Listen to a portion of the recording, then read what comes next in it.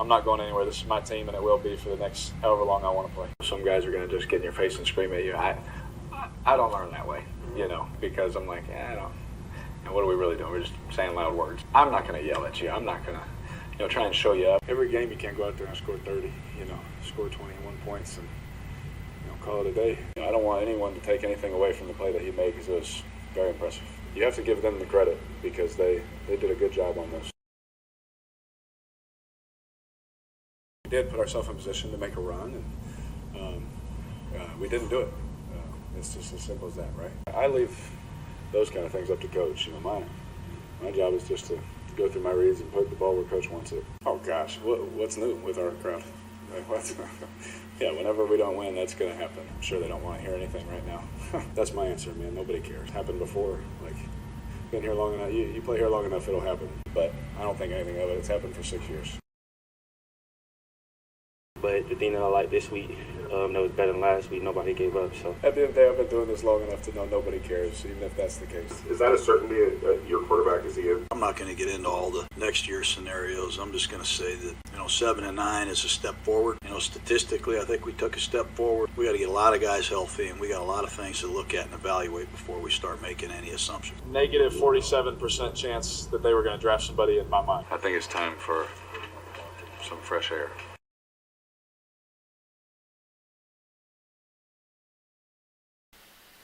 And, I'm tired of saying we got to them out. And it's just frustrating. So, we still had opportunities to make plays. I feel like to win these games, especially at the end of the stretch, especially when you up, against a team like this in the cold, you got to run the ball. So, that's man, I'm tired of dealing with this. I'm tired of dealing with it. Every day I come here and bust. I see the guys, bust it. And the result is not there. And, for me, the last 4 years, the result hasn't been there. And quite frankly, I don't know what else to do. So, yeah. Contracts, what have you. I think you got to consider all that stuff. And, as we go through the next 24 to 48 hours, I'm sure we'll sort through some of those things, but do the right thing for the organization as we go forward. And had a good conversation with the quarterbacks this morning, and so we're going to go ahead and start Jarrett the last couple games of the season here. None of us is happy with where we're at, but we think it's an opportunity to evaluate a younger player who hasn't had much time to play. Talking to Derek, who was great. He understands the scenario that we're in and the situation, and very supportive of the two young guys. Those three guys obviously have worked together hand in hand all year, and he'll do anything he can to help them. So, that's what we're going to do. Him being one of my really good friends, and the reason why I came here in the first place. I wouldn't be here right now if he wasn't here. So I think everybody knows how I feel about him, but obviously I support my guy. And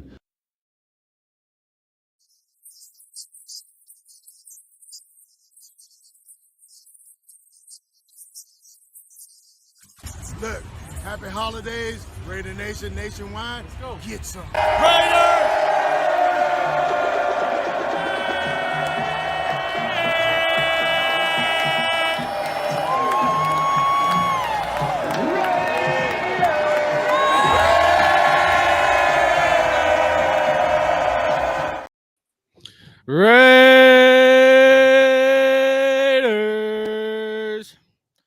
Raider Nation, what's going on? I'm Hardcore Raider. We got Raider Dave up in here, Raider Critique.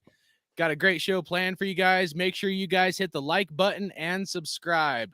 We got some big news that dropped today, so we wanted to go live for you guys, give our thoughts on the Derek Carr situation. And, let's just get it right into it, man. How you guys doing, Raider Dave, Raider Critique?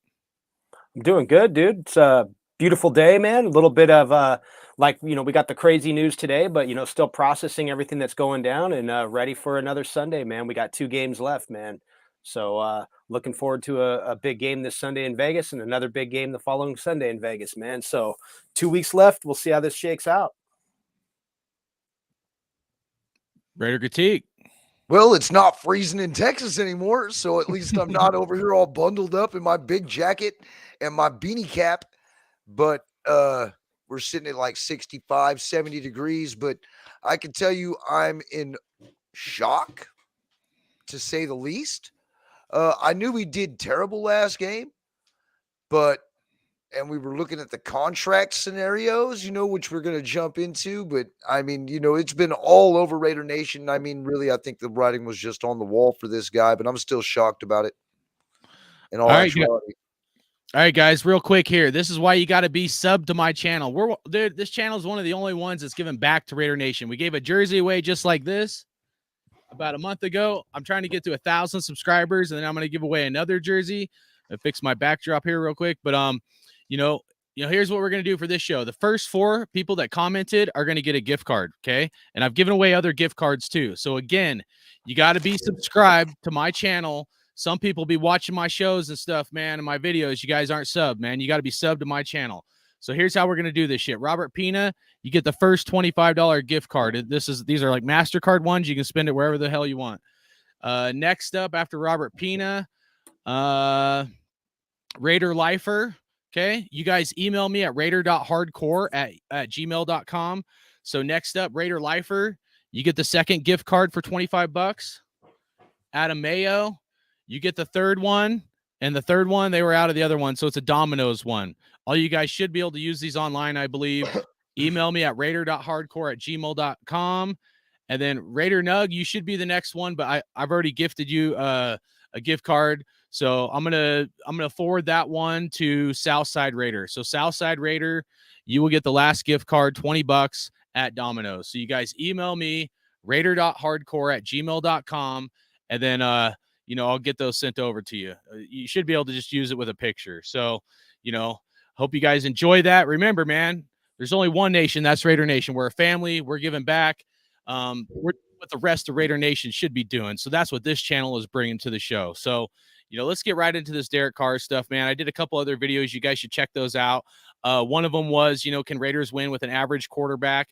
The other one was, did Derek Carr ever earn his contract? I did a fair breakdown in those videos. So you guys go check those out if you haven't checked them out. And, I feel it was real fair, and here we are on Judgment Day.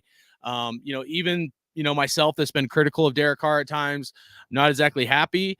But it's tough. It's definitely a tough situation that we're in right now with Derek Carr. But, for me, my main thinking and like where I've been with Derek Carr for a couple of years, man, and I said this even before the virus and all that junk, is just looking at the contract, man, he had to do better.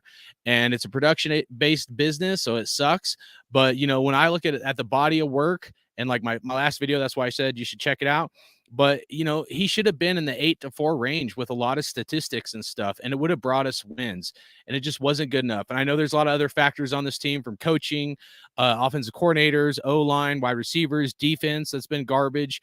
But at the end of it, it was just too much of a paycheck, in my opinion, for us to take on.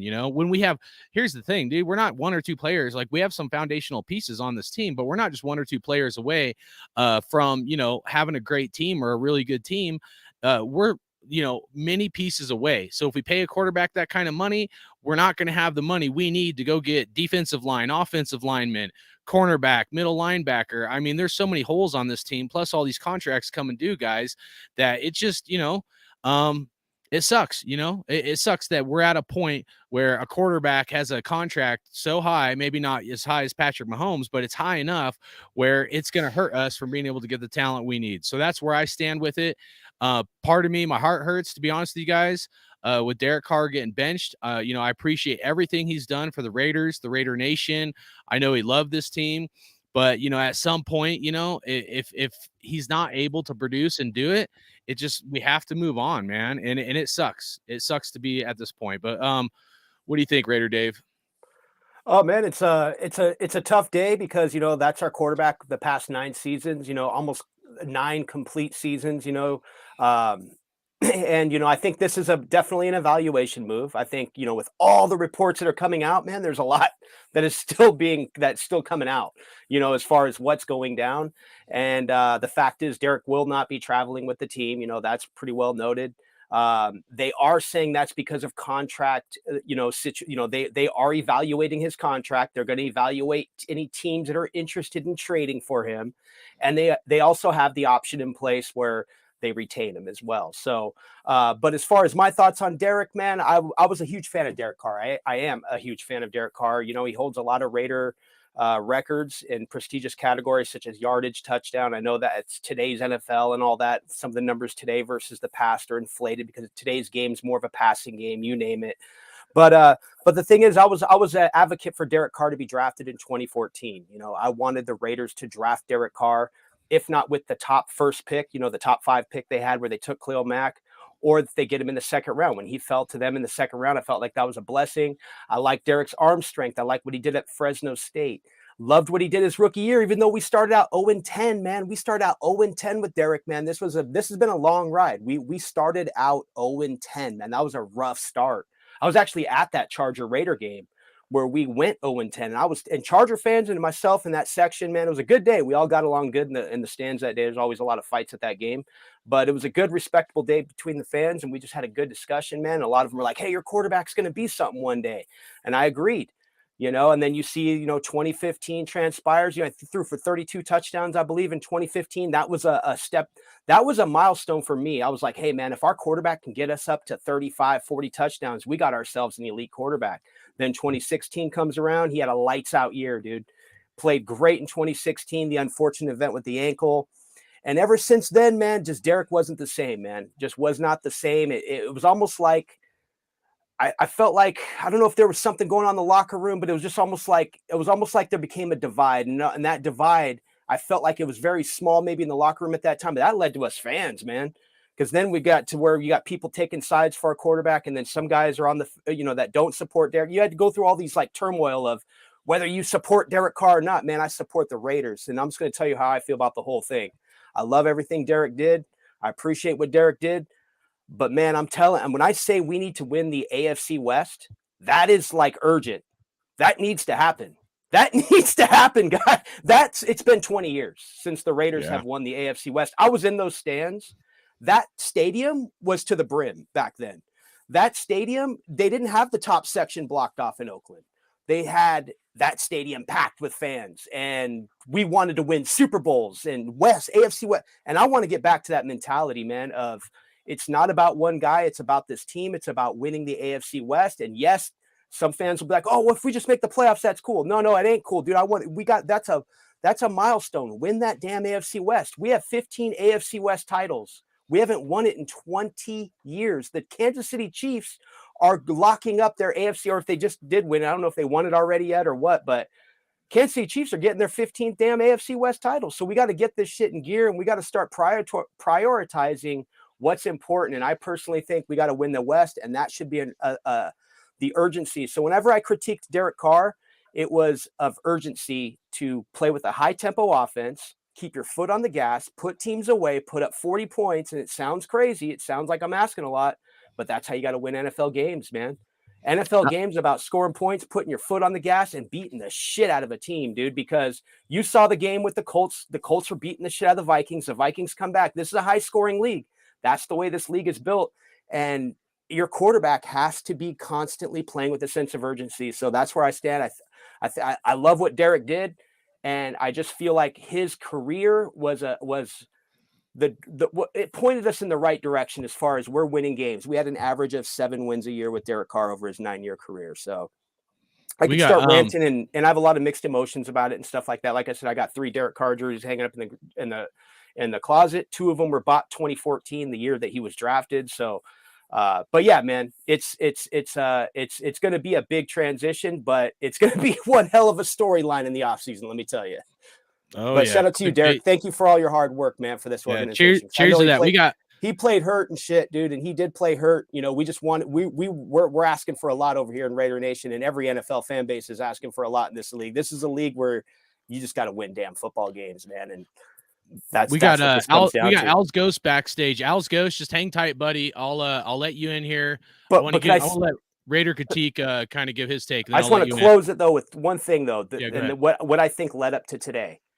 This is what I personally feel led up to today was that Derek Carr was outplayed by Baker Mayfield on Thursday Night Football 2 weeks ago in a game they should have won. They should have won that game, man.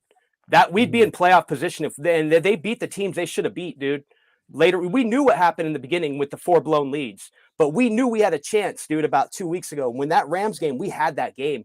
And Derek Carr, and I know play calling was shitty and all that, but Derek Carr got outplayed by Baker Mayfield. Baker Mayfield was urgently trying to win that game, and he got outplayed by Kenny Pickett last week. So I think those 2 performances, man, those 2 losses, I think led to this. That's what I think. I strongly feel their evaluation was furthering into these last 4 games, and those 2 games right there, I think, were the trigger point, dude. That got Derek, basically benched for these last 2 games.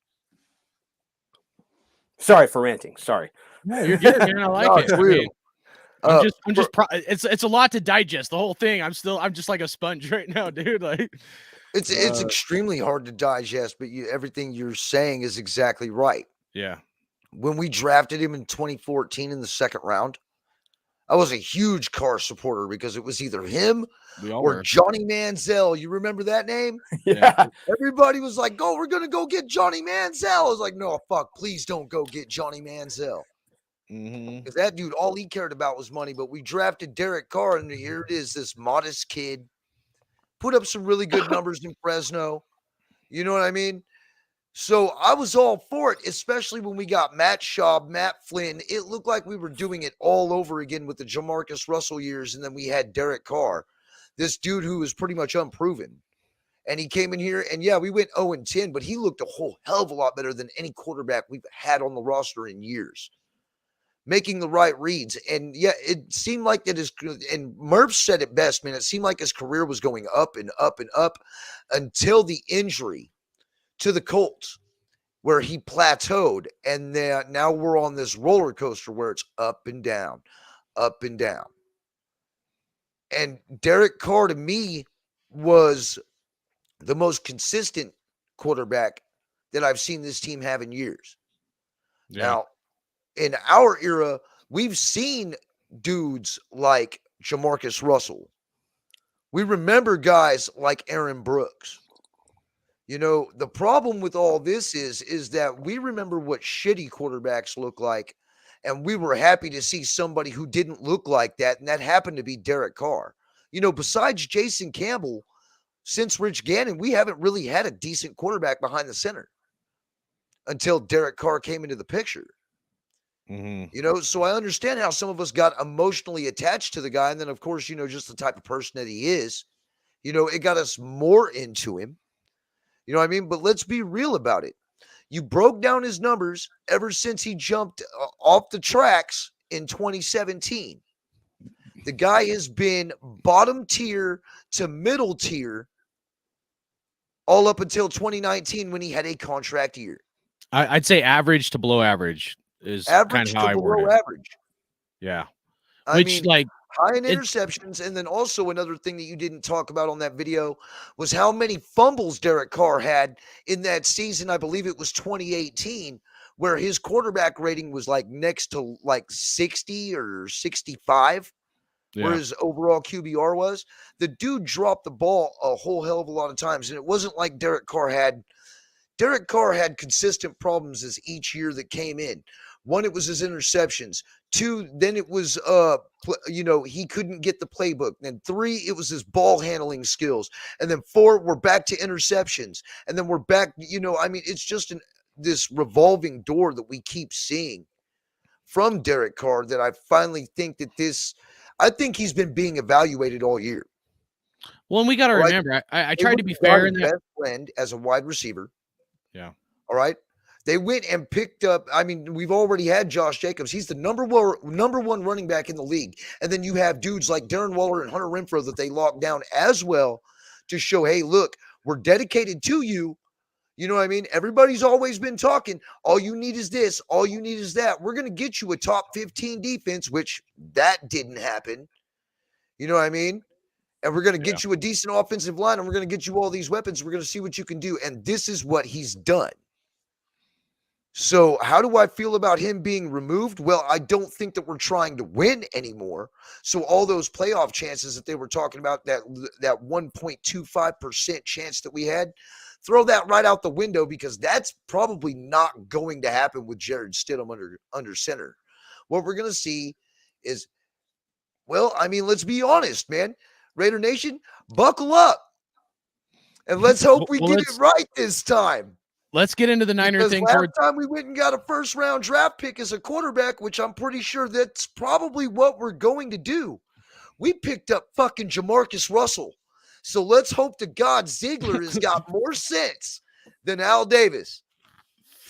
You had to bring it up. He had to bring it up. Hey, All right. fuck yeah, I'm bringing it up, dude. Well, let's wait for the let's get in the Niner thing last. We're gonna open up the Al's Ghost backstage. He's a huge Carr supporter. I respect Al's Ghost a lot. Super great subscriber to my channel, as well as all you guys. And then I'm gonna, here's what I'm gonna do, guys. I'm gonna post a link, okay, for if you guys want to join, you can like mute your screen, like how Al's Ghost has it. So anybody that wants to come in and give your thoughts, you can be pro Carr, against Carr, give your emotions, vent it out. You guys are welcome to come on live with us, dude. We're gonna put it in here. I'm really curious if Ern is watching, because I know he's a real big Carr supporter, and I respect that. I do. I respect that. But, I'd like to see some guys that are really like diehard Carr fans, how they're feeling, because, I know it's emotional. So even me as like a Carr critic or whatever at times, it's emotional for me. It is sad, dude. But all right, we're going to let Al's Ghost in here and let him speak. How you doing, Al's Ghost? Hey, Hardcore. How you doing? Raider Dave, critique, salute. Can you guys hear me okay? Yep, we hear you What's up, good, brother? We can hear you, man. Welcome to the show. Hey, thanks, guys. As Hardcore knows, I'm a diehard DC supporter.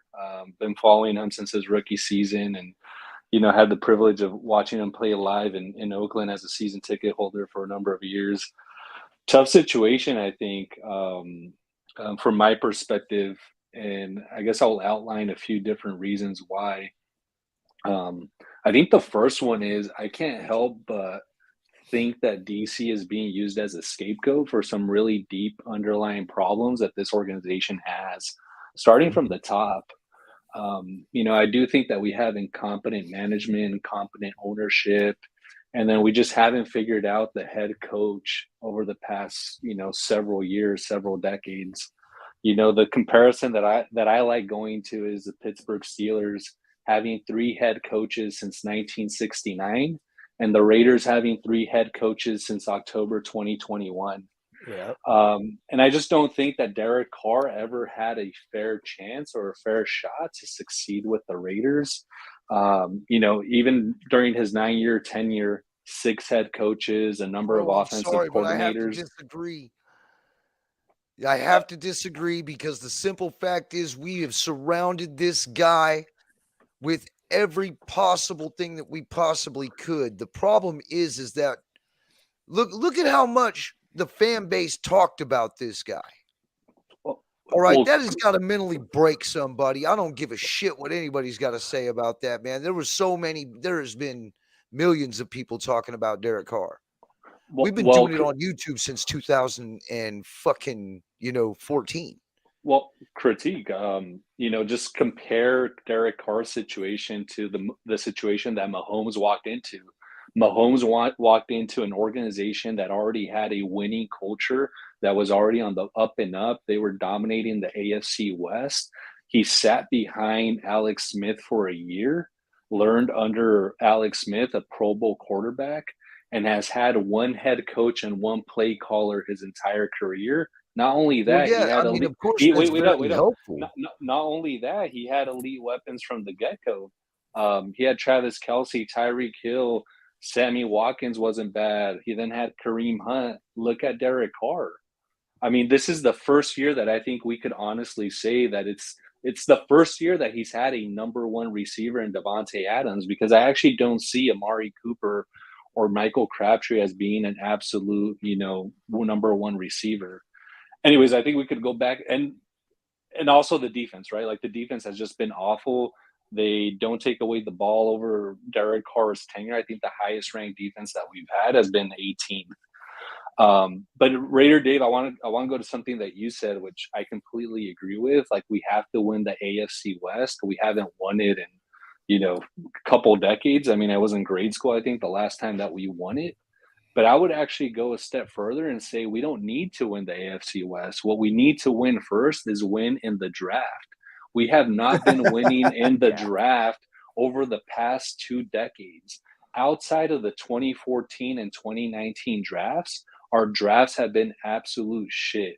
Sorry for pardon my French, but I mean, just blowing first and second and third round picks, trading away picks for guys who did not pan out. So that's, I think, the first order of business. You got to knock the draft out of the park. And then secondarily, you have to win in free agency. And I would actually put all of those 2 requirements below this one. We need to change the culture in this organization. The culture in this organization has been lacking, and it's unfortunate. Go ahead, Hardcore. So how's it go? So I want to ask you a question here. So going into the season, how did you feel about Josh McDaniels? I was actually not a fan. Okay. I actually thought, I actually wanted to keep Rich Bisaccia. I think what Bisaccia was able to do last year in terms of rallying the team, rallying the troops after a couple of very traumatic events, I wanted Bisaccia to take the reins of the team. And I know a lot was said last year about Bisaccia not being an X's and O's guy and all of that. Well, I think the role of a head coach is different. The role of a head coach is to motivate, to light a fire under these players' asses. And then you could have your assistant coaches, your position coaches, your coordinators actually do the X's and O's. And Josh McDaniels may be a football nerd and he may be great at drawing up the plays, but something, that's pretty obvious to me throughout this season is he hasn't been able to get these players to buy into his message. And so what's happening now is like the oldest trick in the book, right? Hey, this season was shit. This didn't work out. So let's go ahead and blame the player, and let's go ahead and pin the blame on DC. And that's exactly what's happening. I don't exactly disagree with you. I want to pause you for a minute. We'll get back into that. We will. But Dirty Raiders in here.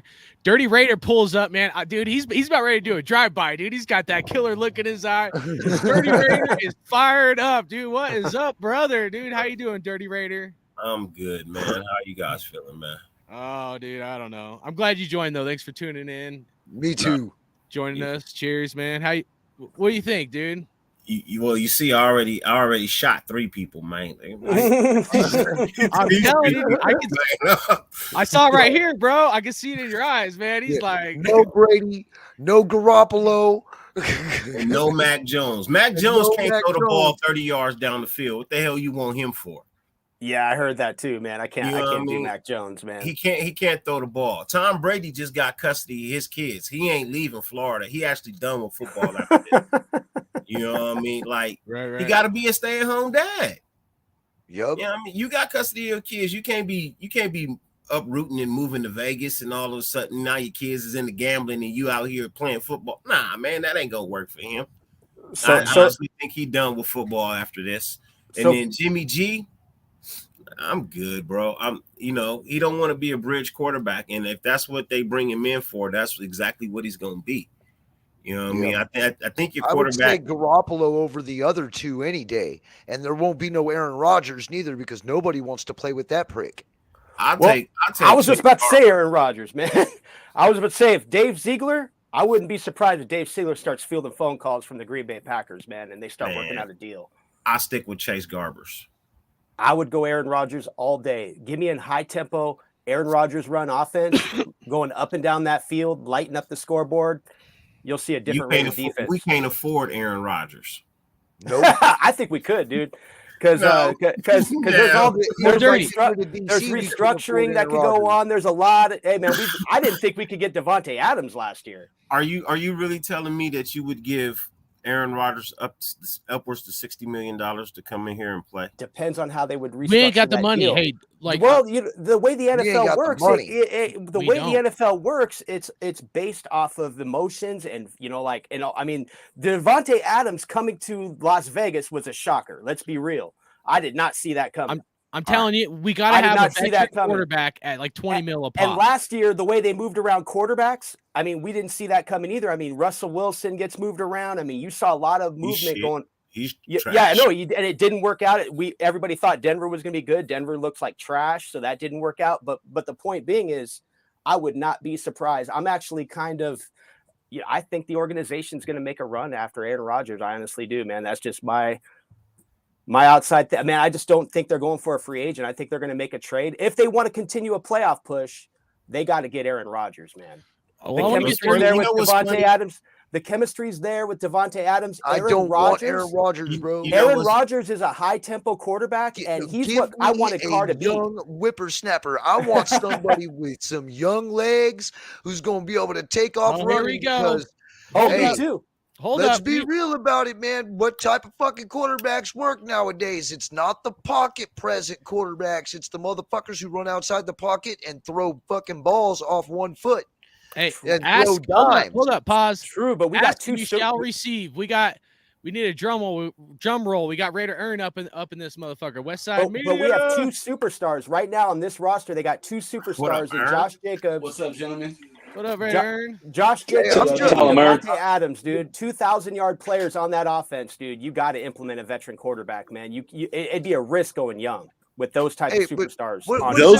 Those players are not going to be here. Devontae Adams is leaving, and Josh Jacobs already took a slap in the face by them declining his fifth-year option. He's going to be gone after this franchise year coming up.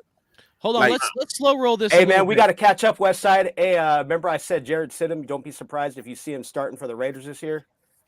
Remember I said that about 6 weeks ago, man? I mean, shit, it is what it is. Hey, man, it is what it is. But I'm just saying, this is the NFL, bro. I just had to back up my character a little bit on that. Hey, yo, salute to you for being right on that, bro. Because I sure the fuck didn't see that coming. I ain't gonna lie to you. I haven't been on YouTube for about 2 years, man. I had a channel and everything. I kind of shut my channel down, but I just want to let you guys know I do hit draft picks, baby. I hit draft picks. Going back to Tim Brown, baby. Back to Tim Brown. Charles Woodson was an easy prediction, by the way. I'm not mad at that. I'm really not mad at the thought. You know what I mean? Like, because give me Aaron Rodgers. Honestly, bro, I thought it was gonna happen too. You know what I mean? I thought at some point in time DC would get benched. I thought it would have been earlier in the season though, when it actually mattered.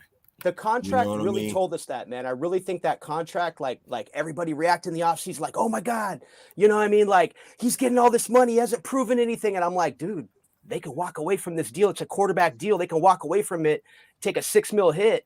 I mean, dude, all right, the writing was on the wall. All right, let's slow roll this a little bit. I want to hear from Ern. I want to hear like your thoughts on all this, like for real, dude. I do, because I know where you've stood, and I ain't taking shots, dude, just because I respect you, brother. So I want to hear like your thoughts on this whole thing, man.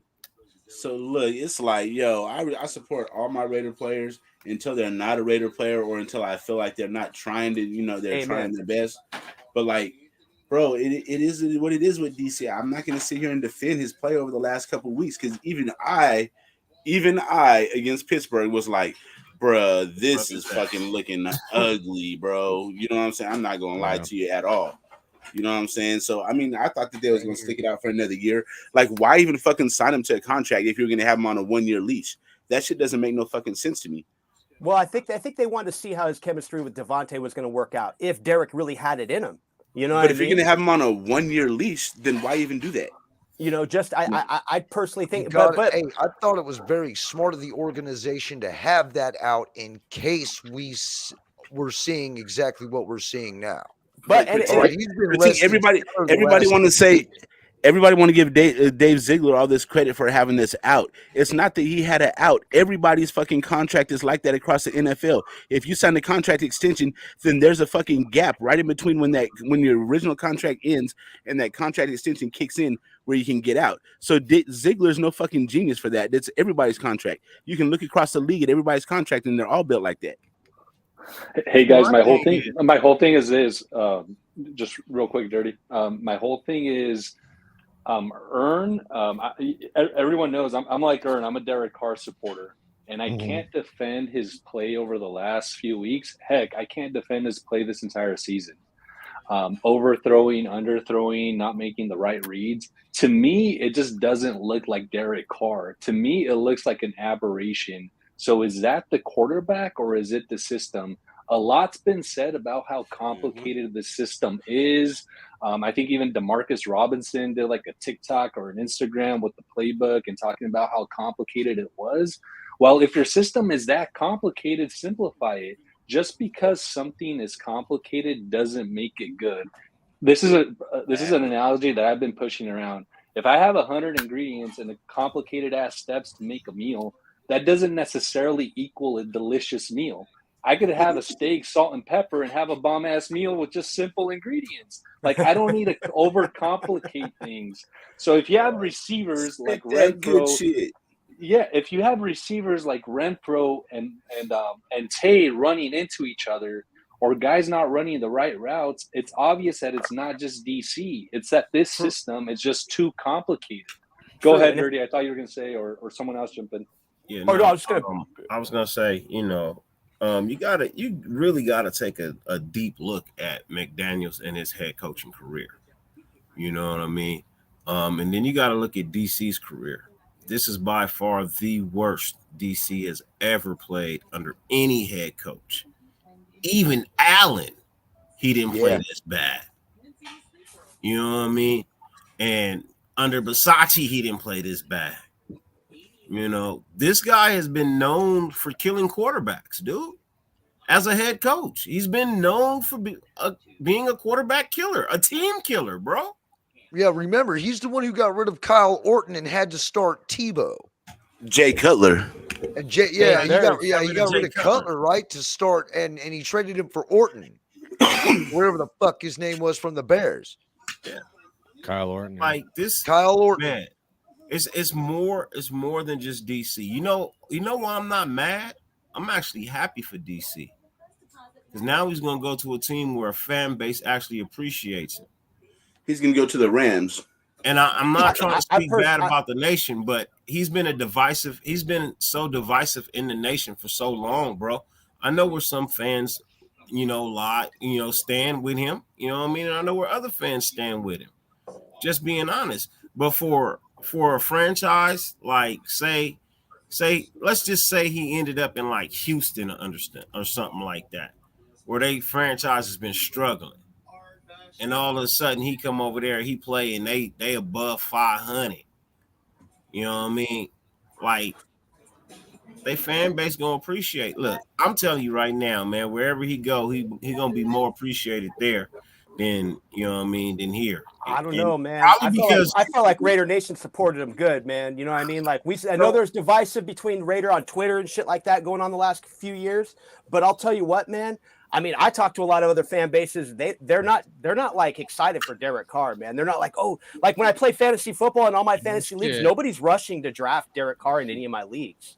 I'm saying, like, Derek would give another team what he gave us, an average of 7 wins a year. So, but you know what I mean? Now, no. Here's the funny thing, right? Put him in Pittsburgh, and that team goes crazy. Sorry. Here's something you can really laugh at. Yeah, possibly. Here's something you could really laugh at, right? If we let go of DC is the number 1 free agent on the market. Oh, hell yeah. He's a quarterback. Guaranteed. Yep. He's the number 1 free agent on the market, right? Who else is on the market?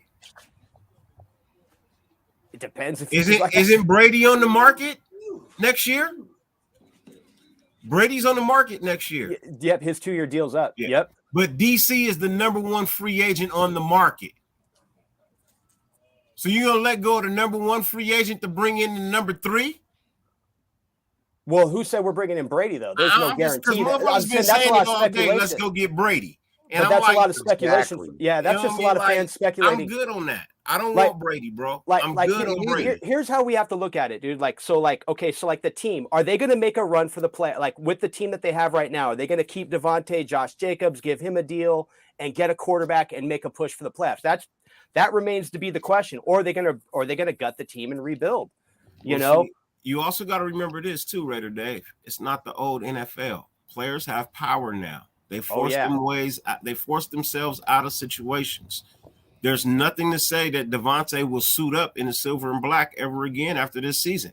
He can force his way out. You know what I mean? Josh Jacobs can easily walk away from anything that the Raiders offer him. You know what I mean? To sign somewhere else. He's a free agent. You know what I mean? There's no guarantee these players come back. But Dirty, you can't. There's no way around a franchise tag though. If they franchise Josh, he's stuck. Yes, there is. No.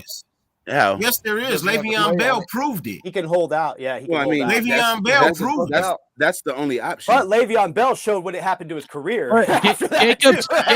Hey, hold up. Jacobs did just say today. Jacob said today he did want to be a Raider. I know everybody always says that, but I'm just saying at least he's like saying he'd like to still be a Raider after some of this shit's dropping or whatever. If I played for the Jets and they signed my check, bro, I'd be like, I want to be a Jet.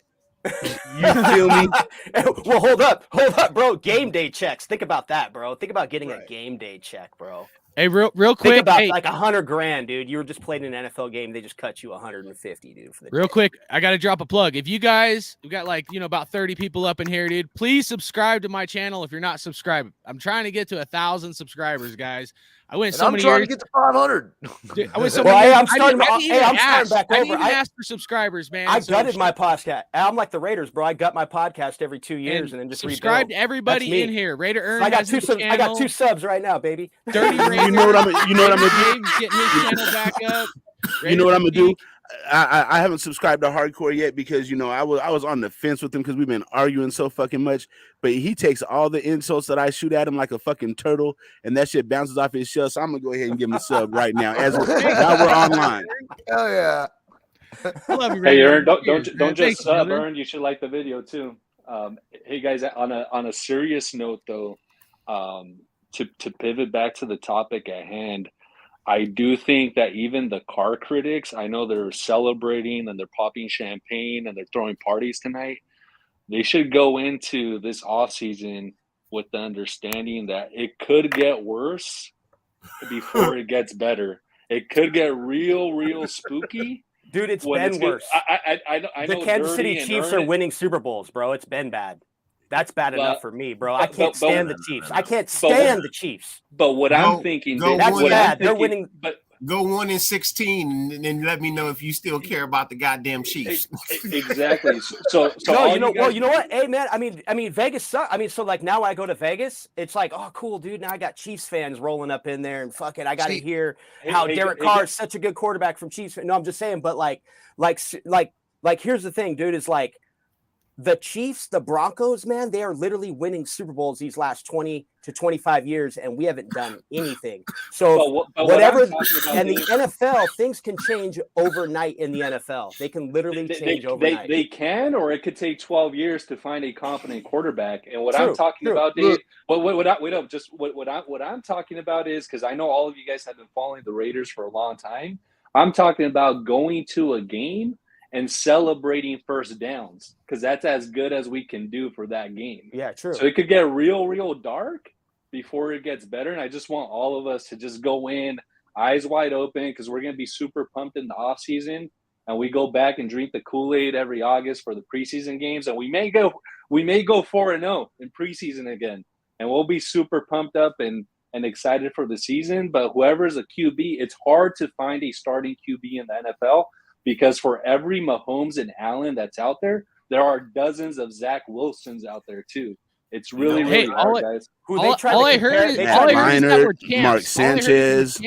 They tried to compare Wilson to Mahomes. I'll take it. Remember? I'll take it. We're preseason champs. I'll take it.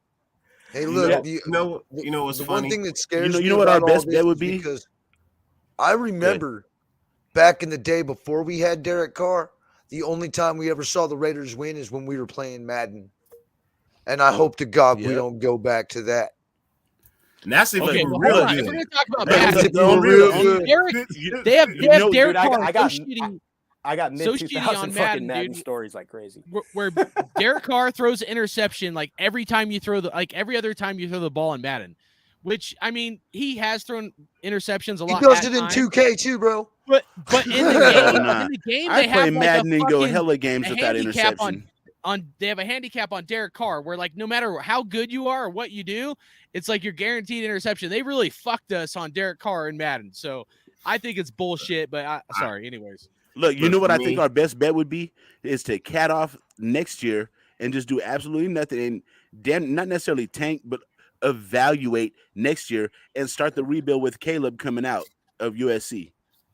All right. You know, if we're getting rid of DC, then why not? I got a question for everybody. All right. I was going to save this, but we got enough people up in here. I want to see what's up, dude.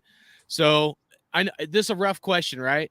So first of all, before I start this, the Tuck game still settles in my soul like it was fucking yesterday, even after 20 years, right? So like for me, like even to go here or consider it is like a fucked up, like mentally, it's like PTSD for me, dude. Like, so man, kick hardcore out before he even says it. Kick him out. Turn his mic off now. I'm gonna do it. I'm gonna do it because I fear it. I fear it, and I want to know what everybody fucking thinks. Come on, Comcast, cut his cable, bro, before he even says the shit. Hey, it's already gonna be cut. I knew this question was coming. Yeah, I told you guys. I told you. I know it. Like here's the deal. Years ago, when John Gruden was our coach, I was like, yeah, that ain't happening. But with McDaniels coming from the Patriots and all that shit, like I think it's gonna happen, even though I don't fucking want it to. And so the elephant in the room is like Tom Brady. So my question is that I want to go around the table here and let everybody give their take. First of all, do you want Tom Brady? I probably know most of people's answers. Second of all, if Tom Brady did come to the Raiders, is there anything he could do to switch your opinion of him? Like, is there anything that Tom Brady could do to where you would like accept him as a Raider? Now, for me, there's only two things that could happen for me to ever accept Tom Brady as a Raider. One, he has to be a fucking man and say, yeah, it was a fumble and mean it. Right? And he'd have to take us to a Super Bowl. Other than that, that night. Other than that, and win a Super Bowl. Other than that, like I can't. Man, fuck that. Even if we win the Super Bowl with Tom Brady, we have to wear a fucking asterisk for that Super Bowl. I don't want that.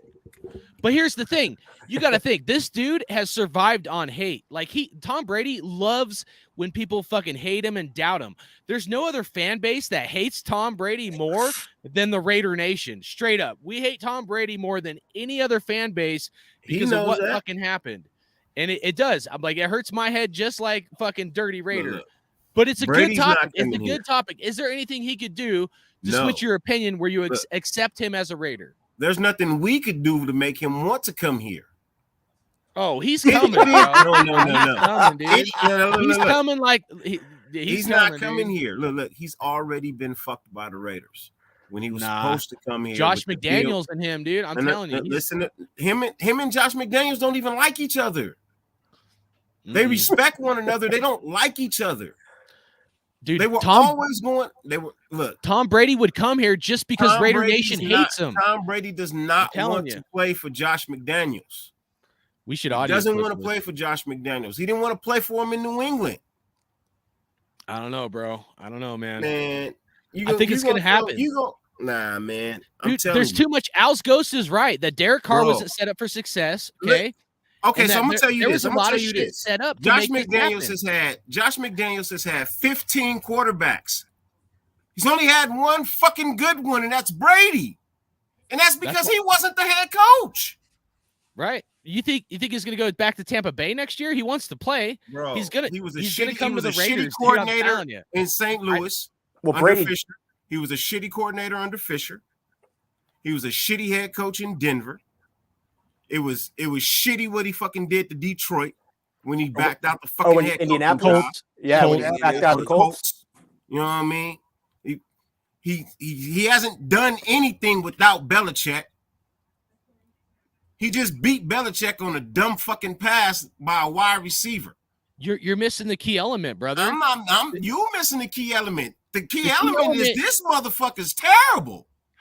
The key element is Tom Brady will go somewhere where everybody fucking hates him, and he's gonna win them over and try to win a Super Bowl. He's not going to just know any old coach and know any old program, man. He's Dirty. going to somebody what is valid is that fucking with Tom Brady, it is a plug and play with that system, bro. Just plug him in and like I don't want it to happen, but I mean I'm kind of seeing the writing on the wall a little bit. You know what I'm saying? It's not a plug So, and play. I wouldn't want that, guys, because number one, I like all of you guys, I hate Tom Brady. But number two, father time is undefeated, and that shit could come overnight, and all of a sudden, you're throwing these like wiffle balls in the air that don't necessarily have any zip. Look what happened to Peyton Manning in his last season with the Broncos. Granted, they won the Super Bowl, but that was based on the Broncos defense. But father time is undefeated. The dude's going to be 46 next year. All right, hold up. All right, check it out. All of us, right? Those of us that were against Derek Carr, critical of him, right? We're sitting here today. I always look at everything, right? We're sitting here today. We're like, oh yeah, we won. Derek Carr's not gonna be our quarterback. Those that are Derek Carr supporters are like, what the fuck? Like, how did this happen? And it's even some of those that have been Derek Carr supporters are ready to move on from him. Like, literally, we have an entire fan base that is finally at a point to move on from Derek Carr. You think this could happen to bring in Tom Brady if we were all like, oh, we need Derek Carr. We need Derek Carr. If Derek Carr was truly set up for failure, there's no better time for this fucking shit to happen where we all got hoodwinked, whether we're for or against Carr, and the only motherfuckers laughing, this is why I did this shit in the intro, is Mark Davis and Josh McDaniels, and they fucking hoodwinked us, and Tom Brady's going to be a fucking Raider next year.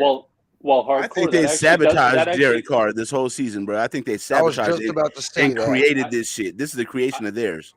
I agree, Aaron, and to Hardcore's point, like there is some logic to that. Like think about Tom Brady, an aging celebrity with the show on the Strip. It makes sense. I don't know on whether he was sabotaged though. A third team he can win a Super Bowl with, and to the fan base that hates him more than any other NFL team. You'll Raiders. find out against the 49ers if it was sabotage or not. But you can tell by the playbook and the way the offense is ran. If it's ran anything different than what it's been ran, bro, it's been sabotaged the whole fucking season, bro. And I don't know how any real fan can support that. Well, one thing I noticed, though, in the preseason, when they were calling his preseason play calling with Jared Stidham, man, Jared Stidham did use his legs a lot. And, I think they really gave Carr a fair chance this year, man. They got him some weapons. Josh Jacobs had one of his best years. I mean, we haven't seen players like a wide receiver or a running back perform like this. They spent half the season shuffling the offensive line, bro. And so with the offensive line, all that. Yeah, the offensive line, and I think that's an issue, though, with so many teams, though, man. I mean, everybody has a guy go down. But not with the top teams. Yeah, the top teams aren't having as many issues as us. Yeah, but they always have the next guy up, ready to step in. They're more, They didn't build no offensive line. They didn't build a starting one. They didn't build no depth. They fucking literally ignored. They drafted Dylan Parham. They drafted Dylan Parham, who they ignored offensive line. They just came out with a stat like about 2 weeks ago. The Raiders had the number 7 pass blocking, I believe, offensive line, and then you top that off. Stats? It was PPF, I think. I think it was PFF or whatever. I really don't listen to PFF. I don't. But I did see the statistic. It's a piece of information that I got to use. You know what I mean? And go by what they're saying. You know what I mean? So like, I don't like all that stuff either. I think I don't like over analyzing as well, guys. I'm simple. Just win, baby. Right? I mean, but at the same time, like right now with this situation, I personally think this coaching staff and the management gave him a shot with in the back of their mind, knowing, hey, Derek's got some flaws, man. Derek has a lot of good things about him, but Derek loses football games. I know it's hard to blame the quarterback every time, but that's how this league works. The head coach gets his head chopped. The quarterback gets his head chopped, man. That's how this league works. And things do happen overnight. You see guys the Philadelphia Eagles, they really didn't have to rebuild to get another Super Bowl run. They're on another Super Bowl run. They just won a Super Bowl with a backup QB 5 years ago. You know what I mean? Think about this as well.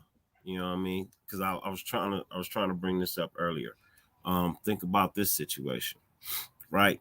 They so-called wanna see what Stidham's all about, right? And they wanna keep DC healthy. And I don't believe that one, brother. I heard that too. I don't believe that one. Yeah, I don't believe that. I don't buy that either. No.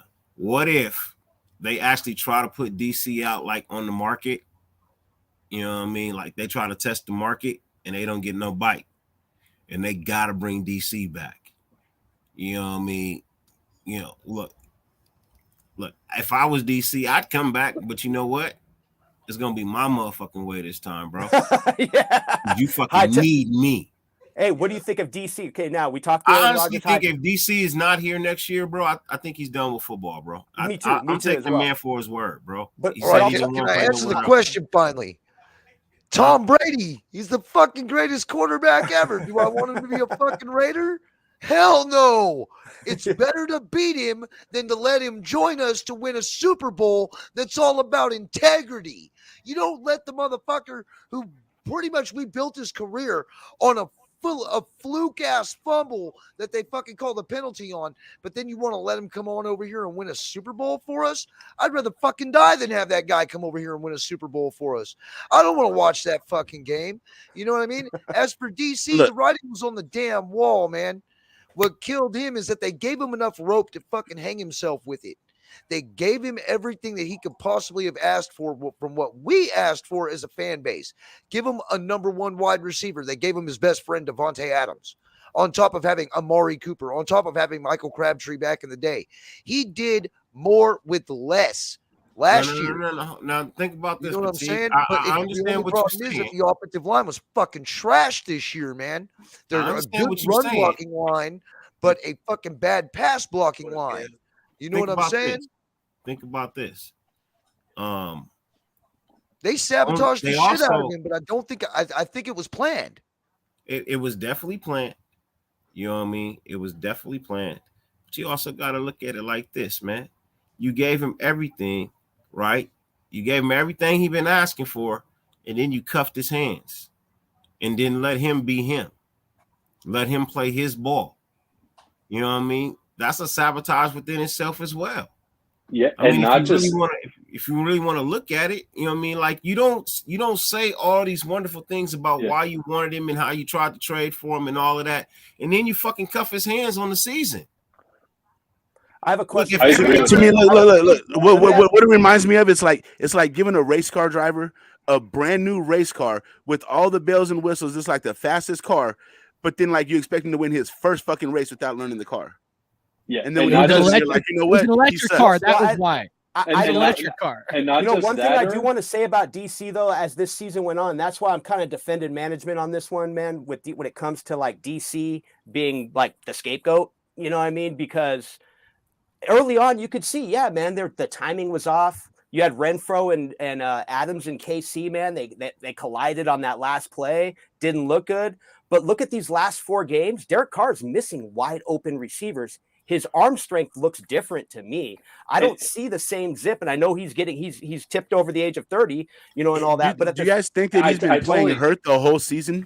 Yeah. Well, of course. I think players play with a ton of injuries that are going undisclosed that we don't know about. I'm totally bought in on that. But Derek Carr is a fractured rib he suffered in the Houston game. Yep. Yeah. You all heard about that. Yep. Oh yeah. So a fractured rib's not going to heal that quickly, especially when you keep taking more hits to it. Bro, I've had bruised and ribs, it's on the right side. It's his throwing side. Like you don't think that takes effect? Like, bro, look at. But there was also Steve McNair who played with a torn spleen. We've all watched DC throw the deep pass over the years, right? We've all watched him throw the deep pass over the years. DC has always thrown a nice deep ball. Always thrown a nice deep ball. Always been the most accurate deep down the field. Everything, right? When he's playing healthy. When you look at this year, after fucking week 6, he really couldn't deliver the deep ball. It takes power, you know what I mean, to get that ball down the field. And a fractured rib is not helping. Right? In that one moment, though, that where you have your receiver open, you've made all the sacrifices, you've made your progressions. Missing people. Yeah, you made all your progressions. Everything's right there in front of you, and you throw it 4 yards away from Hunter Renfro wide open. You know what I mean? Quick comment, fellas. Now I'll head out. Got something to do, but to Dirty's point about cuffing DC, totally agree with that. The other thing that we have to keep in mind is I hear a lot on these Raider content creator channels about how Carr had all these weapons this year. He had Tay, he had Renfro, he had Waller, JJ, etc. Well, how many snaps did all of these guys actually play together? Yep. How much time did they actually have to build chemistry with one another? Exactly. Very, very minimal. And I think that that's a key as to why this offense wasn't able to succeed, especially in the second half of games when the opponent was able to adjust on us. With that, I'll let you guys react. Hey, no, hold up. Great. First of all, go ahead, Hardcore. Before you go, all right, if you guys are in the chat, please subscribe to my channel. I'm trying to get to 1,000 subs. I'm going to give away a jersey just like a month ago when I gave away a jersey, so please help me out. But no, I want to ask you a question, Alice Ghost, and everybody else. Yeah. Do you guys feel like you remember that? I didn't look too much into it. I didn't think anything of it a couple years ago, or I think it was last year, when supposedly there was some Darren Waller, Derek Carr drama, whatever. So I watched. I don't know if you guys watched the post game with Darren Waller, but like he almost wasn't even phased with Derek Carr being gone. So I'm curious. Do you think? Two questions. Do you think, first of all, do you think Darren Waller did have beef with Derek Carr, and maybe he wasn't producing as much because maybe he had some beef? And then two, do you think Darren Waller will do better for another quarterback? I think for the second one, Hardcore, I think it's tough. Because I think it's hard to find a competent starting quarterback. But to your first question, I was also struck by how like nonchalant Waller looked in that locker room interview. He almost seemed like, hey, whatever, he's gone, move on to the next. Let's support Stidham. So yeah, I mean, I was like pretty surprised, and unfortunately, it rubbed me the wrong way, because I mean, at the end of the day, DC was the guy who helped turn his career around, and for him to just act that way, just nonchalant, it kind of rubbed me the wrong way.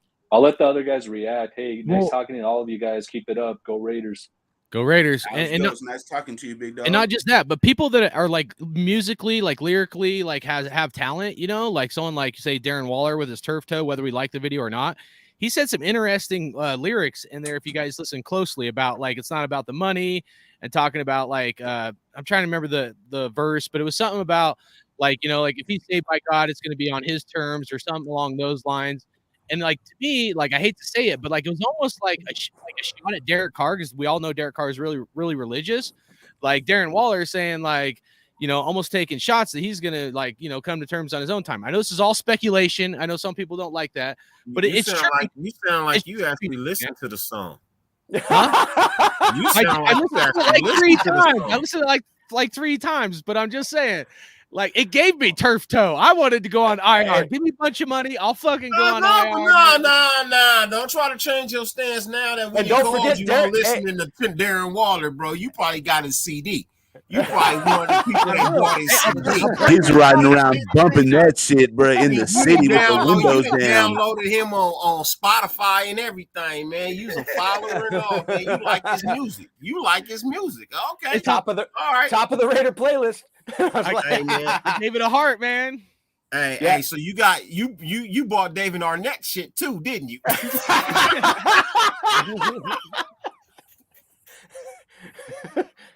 Oh shit! That's good shit. Shit, if you bought all that shit, I got a mixtape for you too. Shit, fuck it. At least we can find something light in a kind of a fucked up situation today, man. Oh shit. But yeah, no, man, it's definitely the way that, because I think we're still going to see news on that, the Derek Carr being released all the way to tomorrow. So we're still going to hear storylines, man, on this. So it's like I personally think, what do you guys think? They might have a team already interested in possibly trading for Derek Carr? Is the reason for this move, you think, or let's go through the league and let's figure out which teams Derek Carr would be a great fit for. Pittsburgh. Can we go before we do that? Some said the Jets. New Orleans. Tampa. Well, hey, real quick, can I jump off of that real quick? New Orleans, that could be a good fit for Derek Carr, because Sean Payton's projected to come back there. Some are saying he's the quarterback whisperer. You put him with Derek Carr, it's gonna be curtains. I think Derek Carr would be very successful with Sean Payton. No, seriously, it's got to be the Texans, man. The only other team that he liked, I mean, I know he claims Raider Nation, all this shit. He was actually on the Texans, bro. He's not going to a team that's fucking 1-18, bro. He's not signing off on that. I mean, let's be honest, bro. Are you going to do that? You're a 30-year-old quarterback, and you've been playing for a franchise that hasn't been trying to put anything around you for your whole career. You're going to sign off on a trade to go to another one that did your brother the same way? Hell no. I don't know. He grew up a Texans fan. The more I think He about it, claims- though, Derek Carr in New Orleans, though, you think about it, they got Taysom Hill, man. They got Alvin Kamara, man. I mean, he can dink and dunk all day over there. You got Sean Payton, who's going to run a West Coast style. But hey, Dirty, real quick though, hey, your back profile. What do you got? What do you got on the grave there, man? I can't read it, dude. So I just got to. If you could read that off to me, dude, just because it's like a smaller screen. Hey, Hardcore, put that on the Summer Jam screen. Oh, hold on. All right, sorry. Present. Yeah, present Dirty's. Oh no.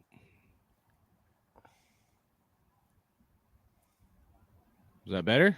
Hey, there you go. Hey, I appreciate that, Dirty, though. For real, dude. Here lays the career of Derek DC Carr. He gave everything he had, just wasn't enough. Thanks for everything. 2014, 2022.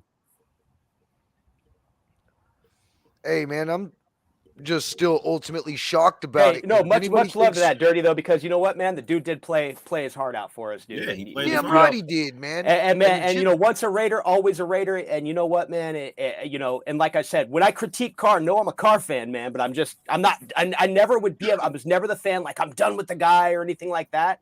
I just like the last few years has just been sit back and see what happens, man. And but it has been toxic, man, on the internet with our quarterback, man, and between the fan base, which sucks.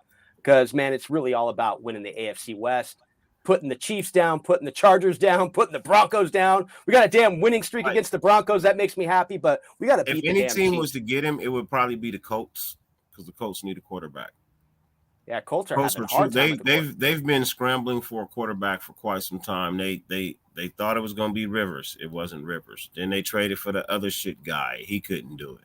Now they got Ryan. He's not getting it done, right? They take a chance on DC. They tried a year ago, you know what I mean, when we played them and put them out the playoffs. You know what I mean? They were trying to get him in. Carson Wentz. You know, yeah, they picked up Carson Wentz. That didn't work, right? They need a quarterback. That would be fuck around and go to New That England, would be the team. That would be the team that would actually give, you know what I mean, their draft picks to get him. You know what I mean? But here's the thing. I think if the Raiders are done with DC, DC's done with football. I'm gonna hold the man to his word. You know what I mean? Until proven otherwise. I think if the Raiders are done with DC, I think DC's done with football. DC don't need football. What if Derek Carr made enough money? What if Derek Carr? He doesn't need football. He can go out and do what he wanted to do, you know, before he ever started playing in the NFL. What if Carr took a pay cut, like 20, 25 mil? Would you guys want him? I mean, I know Earn and, you know, probably Dirty would probably ultimately, dude, what I ultimately wanted with Derek Carr, if no matter what, I wanted the Raiders to bring in a quarterback and just Derek Carr is a great mentor. I think he'd be a great mentor as far as teaching the system. Now, as far as executing the system, that remains to be seen in competition, man. That's why I'm all for competition. Bring in. I loved it when they had Marcus Mariota. It switched up the play calling. It switched up. It made things more interesting. It created more of a sense of urgency where they're competing. Who won that battle? Oh, Derek Carr all day. Derek Carr all day is going to win that battle. And not saying that Marcus Mariota is any better than Derek Carr. What I'm saying is that hasn't every new head coach that DC has faced brought in quarterbacks to battle him in camp? To a certain degree, man. Not somebody. Marcus Mariota was probably the highest, you know, competition, I would think, because he was a top 3 pick in the draft, still young. Only out of when we got him, we was like 5. He had only finished up 4 years of his contract. I don't know if his screen froze, but yeah, froze. Looking at you like, what the hell? He's like, damn, what are you saying, Raider Dave? Yeah, that, I heard what you. What the fuck are you saying, Raider Dave? No, but yeah, no, man. I mean, I just feel like, you know, bringing it, like even a young guy, if you drafted a young guy, like say a 3rd round pick, 2nd round pick, you know, Derek Carr is going to feel like, hey, you know what, this guy's going to want to move into the quarterback position here, man. I'm going to have to compete. You know, it just creates a different level of competition, whether they're focused on that or not. But yeah, you know, it's just one of those things, man, where you know, I just always felt bringing competition wouldn't have been a bad thing. And if Derek Carr did stay, I think Derek Carr would be a great mentor as far as teaching a system. You'll find out if he stays or not this game. If he doesn't come to the game, DC's not staying here. You mean after this weekend's game? If Sunday? DC does not show up to the game this weekend, he's not staying here. Yeah, man. I don't know. The reports are saying he's not going to go. The reports are saying that, you know, he's been like dismissed from the team for the rest of the year. And they say they're doing it for liability reasons because, like, if he that's what some say. I'm not saying everybody, but like some sources said, like, What if he stubs his toe on the first down marker or something? If he got hurt on the sideline, or a player rolled into him, if he's standing on the sideline or something, dude, then they would be liable for his $40 million or whatever for the year for 2023. Bullshit. So, Man. man. You're listening to everybody's cheering for this bullshit con artist, man. This fucking coach is fucking trash, bro. Hey, and I agree. Change your mind on that. I agree with you, Dirty. It is a step back in coaching. We're taking a step back in coaching. I don't know on Dave Ziegler, though. Dave Ziegler, though, do I see promise in that guy? I see something. I'm not saying, I didn't say Ziegler. I said the coaching. Yeah, the coaching is horrible. All right, let's everybody wants to look at the common factor with DC and the Raiders, right? Well, let's go back and look at Josh McDaniels' common, denominator as a head coach in all his losing fucking seasons. Who's the common denominator in that, huh?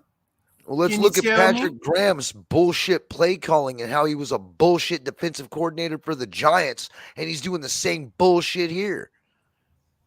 Yeah, and I think these guys who runs fucking man up on the last play of the game, fucking up by a touchdown. Baltimore Ravens, when we beat them game 1 last year. Either way we look at it, we see that the writing's on the wall. A huge DC supporter myself. I'm ready to move on to see what is in store for us. I hope for the best, but by God, I've been alive long enough. I've seen the worst, and I hope to God we don't go back to that. I want to salute DC myself for saying, hey, thank you for bringing continuity to the quarterback position for the past 9 seasons. Because we, as Raider Nation, I've been here since 91. I haven't seen that since you. And I respect that you have every franchise record that this team has come up with. You know what I mean? But I think that it's time to move on for the simple fact I think it'd probably be best for the psyche of this fan base. I just think it sucks that he winds up being the perpetual fall guy. He fucks up a lot. I understand he fucked up a lot, but there's a difference in between. We expected a lot out of this guy, so this guy was fucking expecting to have pretty much everything handed to him. Like number 1 wide receiver, at least a top 15 defense. We have said everything, guys. Every one of us have. Sooner or later, this was going to come to an end. I was just hoping that it was going to come to an end with him hoisting a Lombardi trophy. Man, no, well said, Critique, man. I mean, 6 years in Oakland, dude. We got Darren Waller in the building. Oh, shit, what the fuck is going on? Hold on, I got some guys backstage. 6 years, dude. 6 years in Oakland and three of our and almost pretty much 3 seasons, dude, in Las Vegas. So Derek Carr, man, what a career.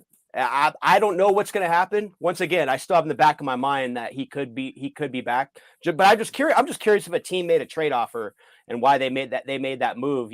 Obviously to save money, but I'm wondering if a team might have made possibly an offer that they can deal as soon as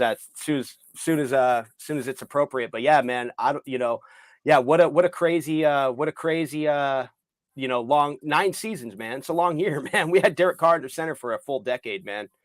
And we gave away 4 gift cards at the beginning of this show, and some of these motherfuckers aren't subscribing, dude. I'm gonna get pissed. Some people need to hit that like button and damn it, subscribe. Help me out. We got Darren Waller in the building. Y'all fuck with my new song? Turto? Y'all fuck with Turto? Y'all fuck with my new song? Hey, y'all fuck my new song? Should I remove him? Hey, one in the chat if you fuck with Turto. We're being trolled. That was pretty good. I like it. That was pretty good. Step on the pedal so hard I got turf toe. How the hell could they tell me I'm not next? They don't even know what they on earth for. But that money not even an object, so I can't tell you what you should search for. All my life I just trust in the process. Yeah, I know it's the way, but it hurt though. Yeah, I need a drink. Hey, I'm on, but I put it. I was to say, dude. Yeah, man. All right, guys, that's my new single, Turf Toe. Stream it on all platforms. All right. Peace out, Darren Waller. Hey, we just straight turn this show into gas or trash, huh? I would say trash. Man, that guy doesn't need to quit being a tight end. Hey, He the just fact needs to that be our a- quarterback he bench needs to play today, we can football. have a laugh, is all good, man. That's good shit. So Hey, man, but as far as athletes making music, I got to give a shout out to Shaq, dude. Shaq did pull it off, man. Shaquille O'Neal, baby. Greatest athlete rapper ever. Yeah, there we go. There we go, baby. Yeah. Hey, when you look back and you go He's back reading 20 my years and you mind. listen to I Shaq, know I and you're got like, skills, man. I know I got skills. and you're like, dude, Shaq's Really? pretty sick, man. Shaq Diesel. I was gonna say that when me and little bro Kobe, we on the court, you know what I mean? And you got the big Shaq Aristotle out here, you know what I mean? The Shaq Aristotle, and then we go into the paint, and then Kobe passed me the ball. When Kobe passed me the ball, man, you know, I put it up, I dunked that shit, and you know, we went, can you dig it? He just took a whole 45 seconds to say absolutely nothing. Oh, wow. Oh, man, I miss those days, man. Damn. You know what I mean? let's get Raphael's. How you doing, man? Nope, don't nobody want Raphael's opinion. Nope, he too fresh in the game, man. Nah, he ain't been through nothing. He ain't been through nothing. Hey, Rafa, before you even give your opinion, bro, I heard that you faked on the bet and drank the lemonade instead of what you were supposed to do, bro. Yep. So for those of you guys don't know, Raphael lost a bet on the fucking Raiders Pittsburgh game that he had to drink a cup of his own pee if he lost. And look, no. Then he tried to play it off like I'm drinking pee, but he was drinking lemonade, and everybody could tell because there was no wince on his face when he tasted it or nothing. He didn't have no water as a chaser or nothing. And then they caught him, and he had to admit that he wasn't drinking pee. Man, you be nigged on a bet. Yeah, that's a stupid bet. Hey, nope. You're on timeout, man. We're not gonna listen to Raphael. You got to complete your bet, bro. You know the rules, man. No, this is man code. This is man code, bro. You have to make good on your bets. Look. If you don't make good on your bets, bro, I cannot respect you. I'm being Raphael. After the lemonade, did you actually do what you were supposed to do? Did you actually do what you were supposed to do afterwards? Yes. What's the weather like over there, Raphael? Can anybody vouch? Hey, can anybody vouch for you? Nope. The bets? Oh. Nope. Mm-mm.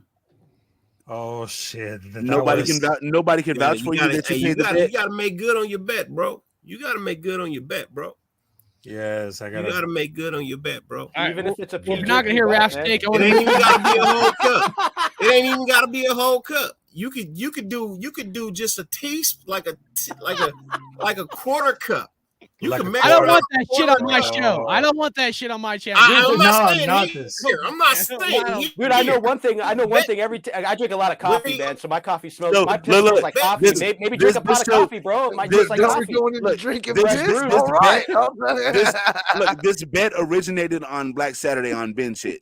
Oh, you gotta pay that bet on Black Saturday. You gotta take that over there. I ain't doing that shit here. Yeah, no. Hey, you gotta pay that bet. Drink some pee, bro. Hey, New Year's Eve, you drinking pee.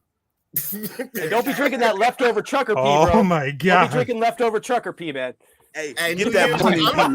Get that morning shit, bro. We got full turf toe. This show's got full turf toe. What the fuck just happened here, man? All right, we're moving to the next topic.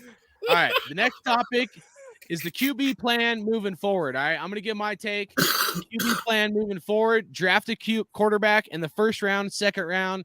Get a veteran guy for around 18, 22 mil max. Okay. Raider Dave, go. QB plan moving forward, dude. What do you want to see happen? I want to see him go for a free agent QB and draft a QB, man. I think you got to bring in guys to compete, man, and see who's going to – if we're going in a new direction at the quarterback position, you got to see who the next man up is, man. We know it's not Jared Stidham. He's probably just there for looks, for film, dude, and they're just going to run the system and, next guy up, man. But I think draft a QB and I think get a free agent. Ultimately, I want Aaron Rodgers, man. I think Aaron Rodgers – if we're going to win now, we got to get Aaron Rodgers. All right, Raider Critique, man, what do you got for QB plan? That's pretty much the same thing. I want to take our first round pick and draft a quarterback because one of these quarterbacks is going to have to, they're bound to be decent, somebody who we can groom and then just like, I don't know, pick up some free agent quarterback, I guess, maybe as a bridge. But I mean, in all actuality, what I would like to do is what we're not going to do, which is restructure Derek Carr and have him come in and groom the next quarterback we draft.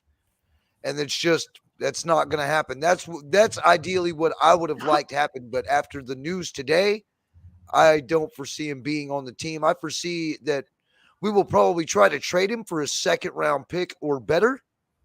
Mm-hmm.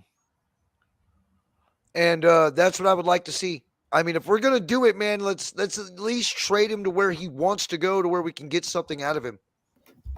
All right. Dirty Raider, what do you got, brother?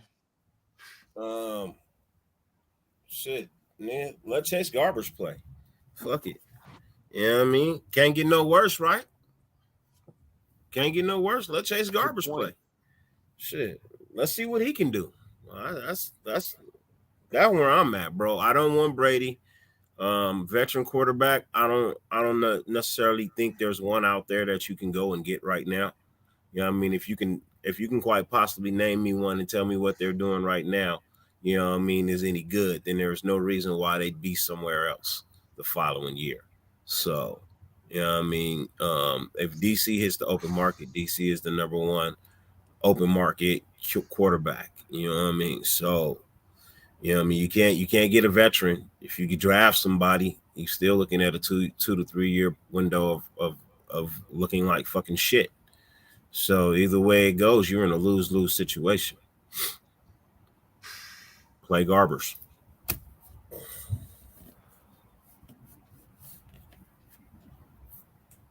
Also, I have to say about it. Okay, so I'm gonna choose first round quarterback because I just wanted to say because a quarterback needs leadership and he needs attitude adjustment. He needs like a perfect instinct to a quarterback. Do I need Tom Brady on the Raiders? Hell to the no. I will not accept it because if they accept Tom Brady as a new quarterback for the Raiders, they'll be start a riot. I promise. But I will tell you, my first pick quarterback, Will Lewis, as a quarterback option. Levis. Is it my turn? Yes. Go Raider. So if we're going quarterback this year, I want Hendon Hooker. I know he's coming off an injury. The dude's just a little bit older. He's more mature. You know what I'm saying? He has all the athletic ability that you're looking for. I like his decision making. But if we're not drafting a quarterback this year, so basically what I'm saying for this year is I definitely don't want a first round quarterback. We have other holes that need to be plugged. We could get this guy in the third round, maybe even the fourth round. Mm-hmm. If we're not going to do that, then just fuck it, just cat off for next year and go get Caleb with the following number one pick.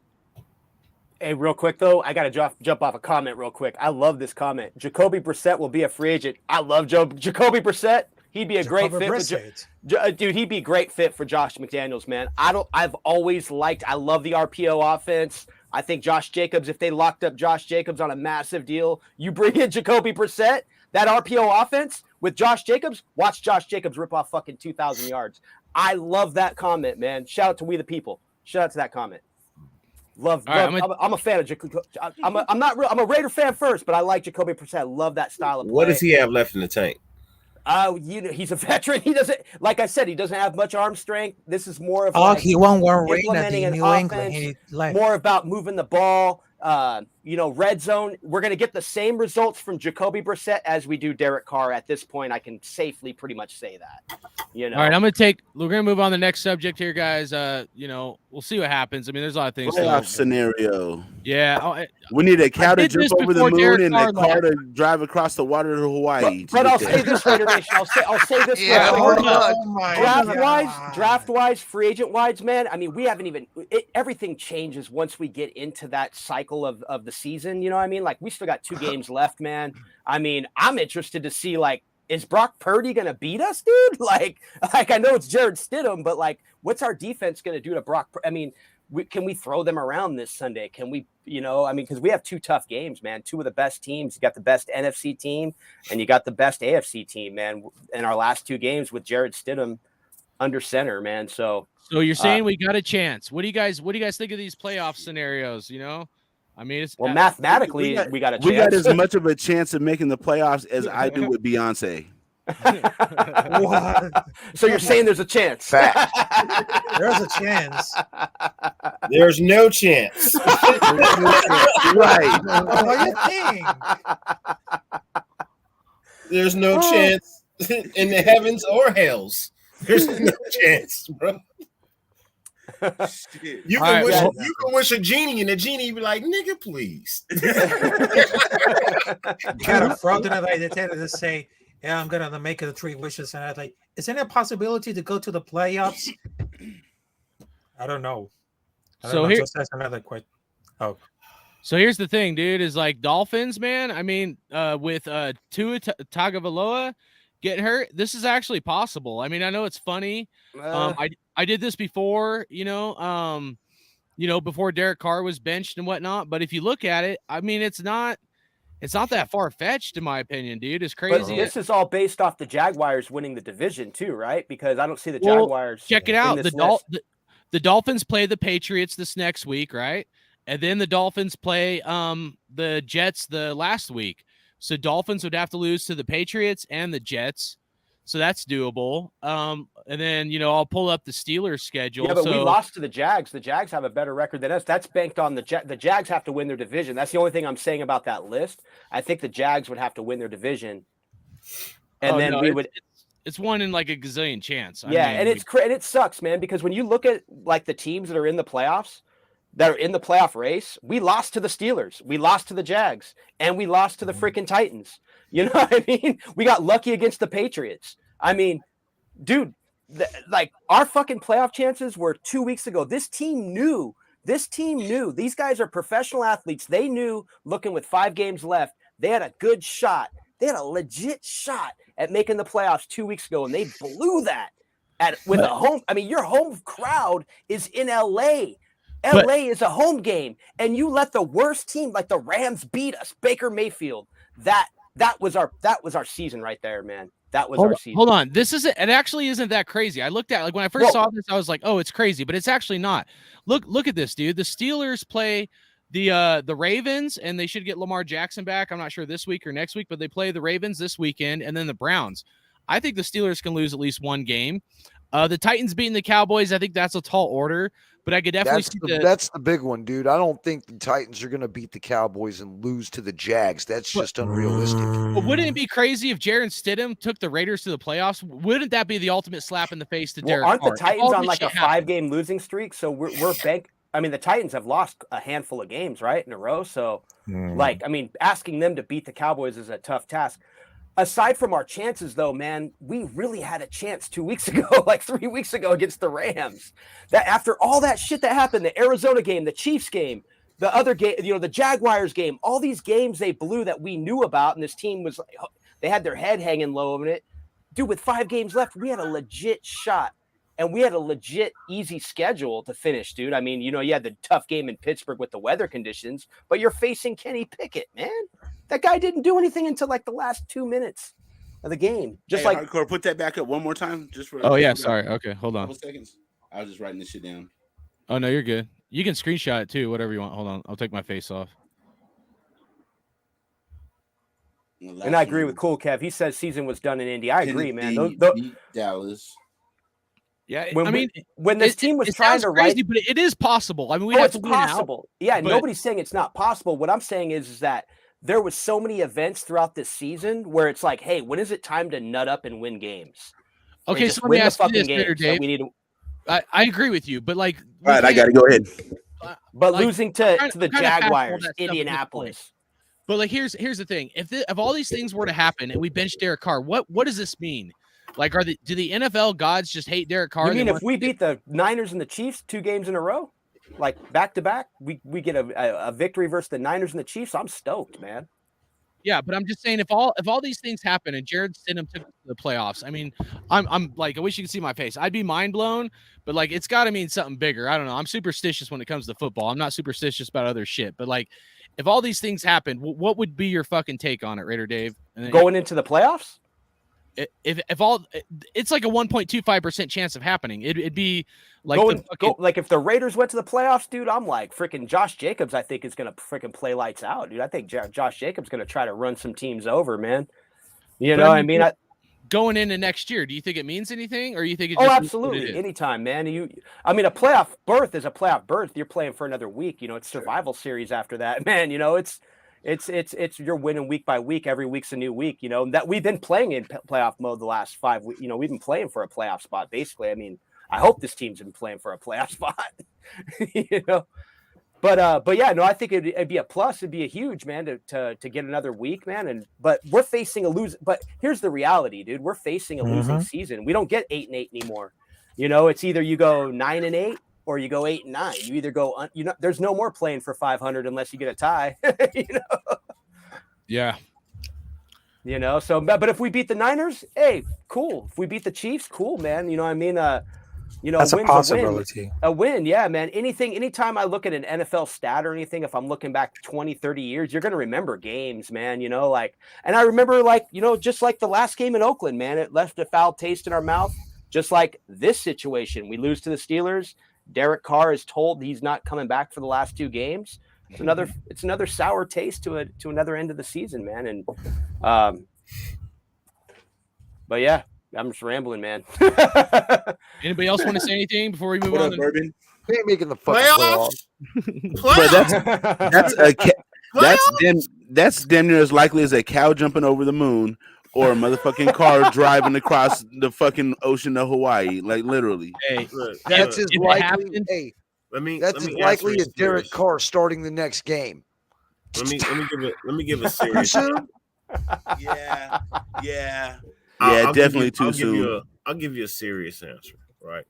All right. It would, as a Raider fan, everybody will rejoice in the fact that they make the playoffs. Let's just be honest. You know what I mean? You know, if you're a fan of the team and they have any success, you should be happy about it, right? And that's just being real. No matter, as I told you, I don't care who's under center, as long as we fucking win. Mm-hmm. You know what I mean? The whole total point of the game is to win. Doesn't matter who's on the field, as long as you just get the dub, right? Now, if we go out and we win these next 2 games, okay, cool, great, wonderful, fabulous. It still don't negate the fact that, you know what I mean, these coaches. I mean, if that's what it took for us to win, why you didn't do that earlier in the season? Why you take you so long to shit the bed?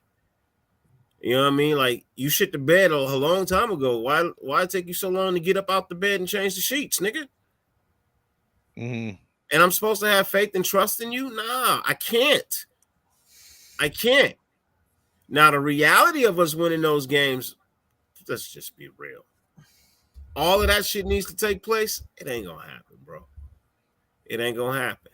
But if I know it ain't, but if it did, it's got to mean something bigger. I'm just saying. I got my tinfoil hat on. I'm like, it's got to mean something else. I don't know. Look, anytime you have a playoff game, you can want it to mean everything you want it to mean. The fact of the matter is, the Raiders ain't gonna be nothing good until we actually get a actually solid, you know, fundamental, understandable playbook. You know what I mean, and somebody who can actually fucking coach. And that's going to be tough. That's going to be tough, man, because one thing we've already learned, dude, and we see it pretty clearly these days in the NFL, it's a buddy system, man. We got that nailed down, dude. We know they're not going for the best they're not going for the most qualified candidate every year. We know that this system is run off a buddy system for the most part. Eric Bieniemy should have been the head coach. This is a good topic. I was going to talk about who was your call for head coach? Which Eric one? Bieniemy should have been the head coach. Oh, yeah. I personally, I thought they had Harbaugh last year. I thought Harbaugh could have been the head coach too, because him and Ziegler don't get along. That's why he's not the head coach. Him and Ziegler don't see eye to eye. Hey, Kevin Fleming here. I think he has a really good comment that I want us to talk about. Devontae Adams, you know, after this season, do you guys think he stays a Raider? Or do you think he moves on? He's gone. I think he stays, man. He's gone. Look, I think it's look, the reason why he's gone, he's in the prime of his career. He's not going to ride out the prime of his career developing a fucking another quarterback.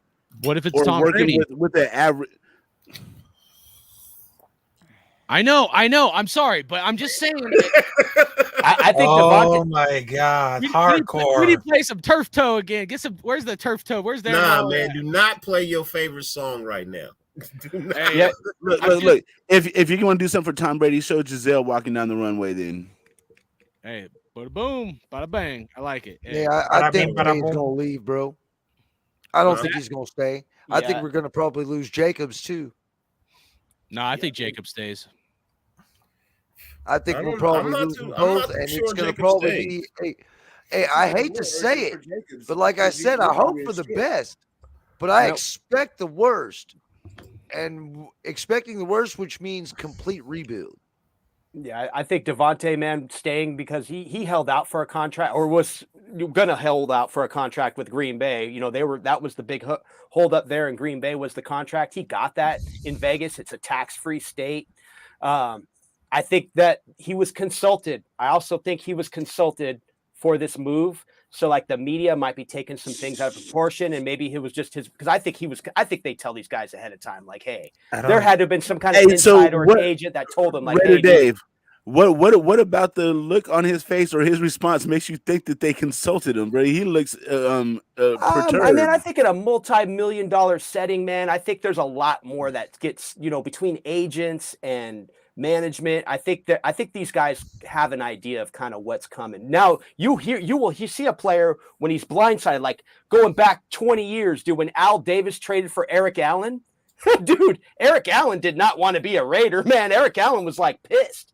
I remember how irate he was in a phone call. That was a reaction where I'm like, oh shit, Eric Allen's pissed, dude. And then Eric Allen, look at him now. He sits in the booth for the Raiders, man. He actually calls games and does pregame talk. So basically emotions, man. I don't know, man. It's hard. It's like I said, I just can only I'm speculating, of course, but I'm thinking that this is a move that they kind of knew was going to go down in the last 3 weeks. I mean, when you see guys like Baker, when you see Baker Mayfield celebrating a win when he really shouldn't have been, I mean, we should have beat that team, dude. And you see guys like Kenny Pickett winning games, Gardner Minshew, the last game in Oakland, winning games in Oakland.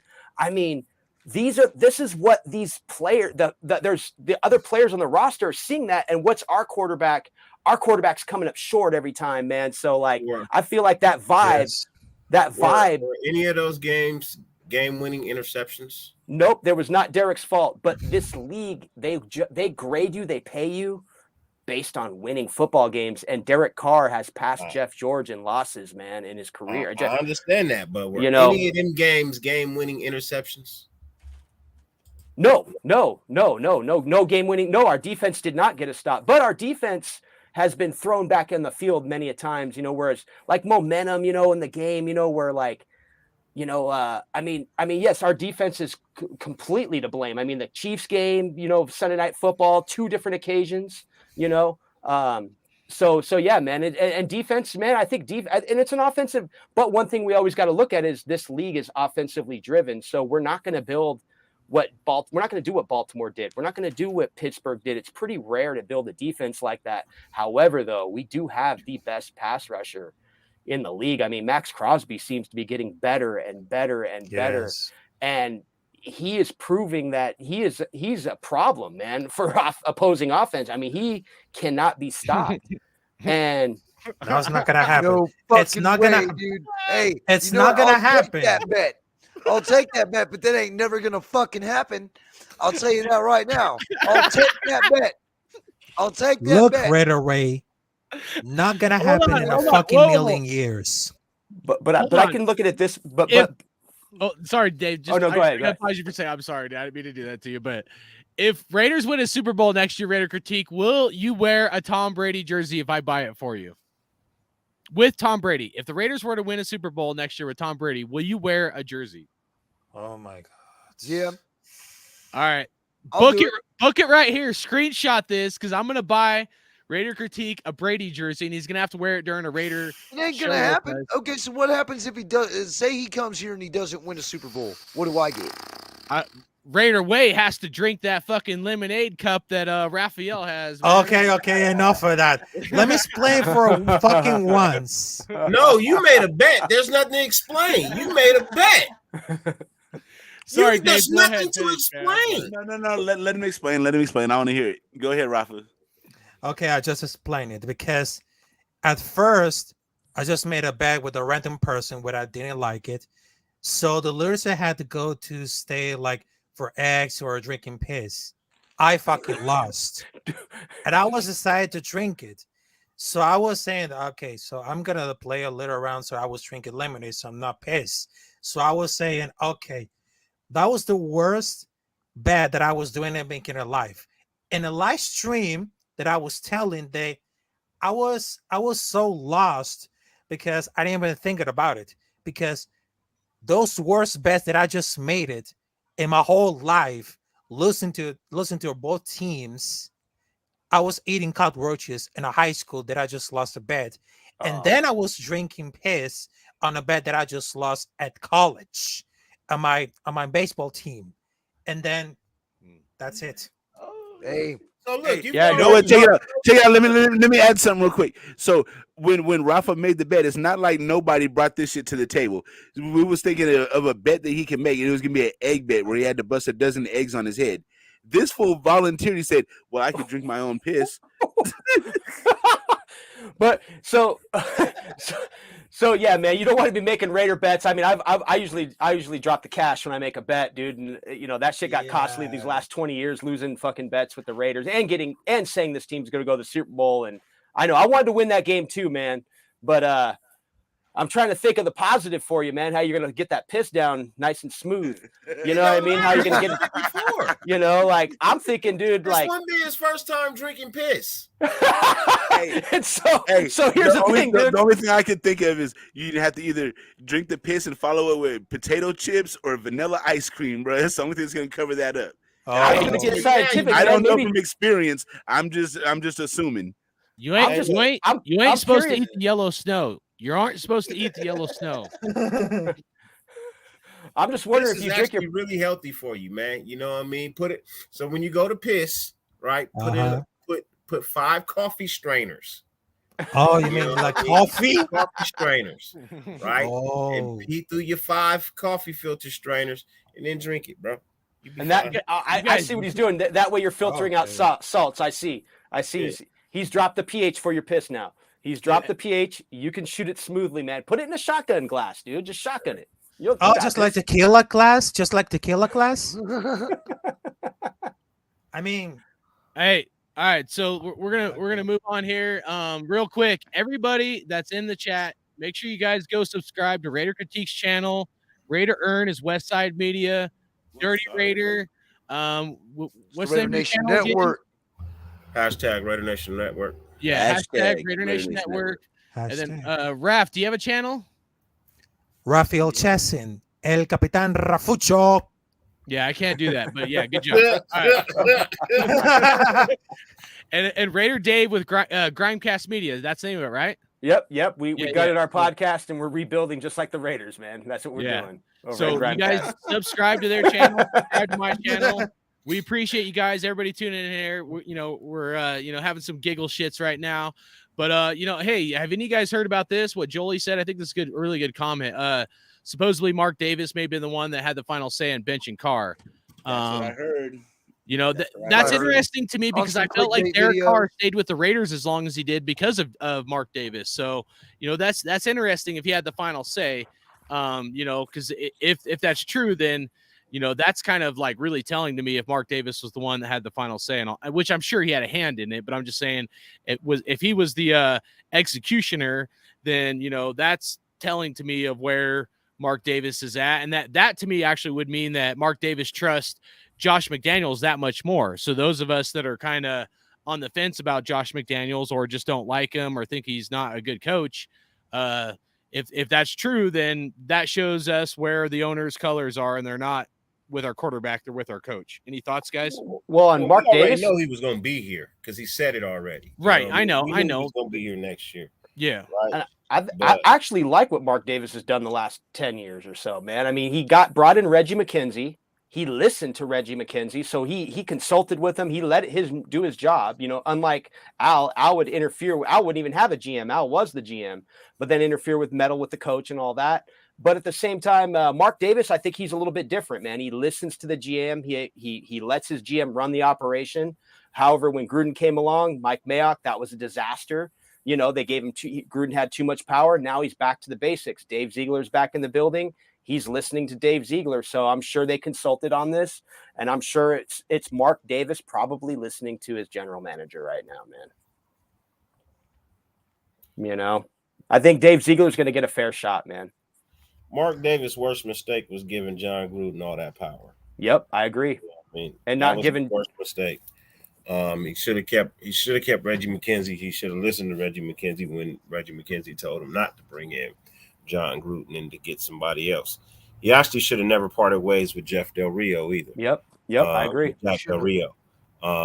He should not have parted ways with Jack Del Rio. He should have gave Brent Musgrave. Or Musgrave, but he should have gave him, you know what I mean? He should have gave him another season. Amidst everything that was taking place and what was going on, you know what I mean? Like, I felt like he probably should have got another season. But, you know, it is what it is. You can't rewind time. You got to accept it for what it is. I just honestly believe, bro, that you know what? Until I see something different, man, I don't have a lot of faith in McDaniels, man. I just don't, man. It's like I look at everywhere he's been, and there's no success there. As a head coach, I'm not including New England. I'm just including everywhere he's been a head coach. There's never been any success. So why would you expect anything different now? True. And I agree, man. I think Josh McDaniels at best, when you're looking at it from the, you know, when you're looking at outside looking in, you're like, dude, at best, Josh McDaniels will probably give you 8 wins, you know? So everybody ain't made to be a head coach. Yep. All right. So one of the things I was thinking about, let me turn this chat comment off real quick. So one of the things I was thinking about, I want to ask you guys while you guys are all here, you know, it seems like it's always kind of this way, but it's like, okay, those that support the quarterback, meaning Derek Carr, are kind of like against the coach, and those that, you know, support the coach are like ready to move on from the quarterback. I don't ask me why this happens, especially with the Raiders, but it seems to always be that way. Okay. So I would, you know, I really liked John Gruden. I thought his play calling was really conservative. But, you know, as I've thought about this whole like year a lot more in depth, especially this last few weeks and whatnot, I'm almost wondering if you know, John Gruden was better than we thought he was. Maybe John Gruden knew that Derek Carr's strengths and weaknesses, and we all hated the dink and dunk, but maybe that was like where Derek Carr excelled to some degree. So do you guys think that John Gruden set Derek Carr up for better success than Josh McDaniels? I'll go reverse order. Let's start with Raider Earn. Definitely. John Gruden built that offense to fit Derek's strengths and to cover up his weaknesses. Josh McDaniels basically just throwing him out there and just like, go play. I feel like they yeah, I'm just gonna keep it real short and sweet. Yes. John Gruden built this offense around him, and McDaniels. Okay. So between the connection of Derek Carr and John Gruden was like a killer instinct. They know the system for years, including for anybody else. So Derek Carr and Josh McDaniels seems like a bad idea for like a movie. Seems like no, because I will say it like a short, simple. Derek Carr and John Gruden had a killer instinct, and they had no system. Derek Carr and Josh McDaniels, nope, pure trash. That's all I say it. Dirty Raider.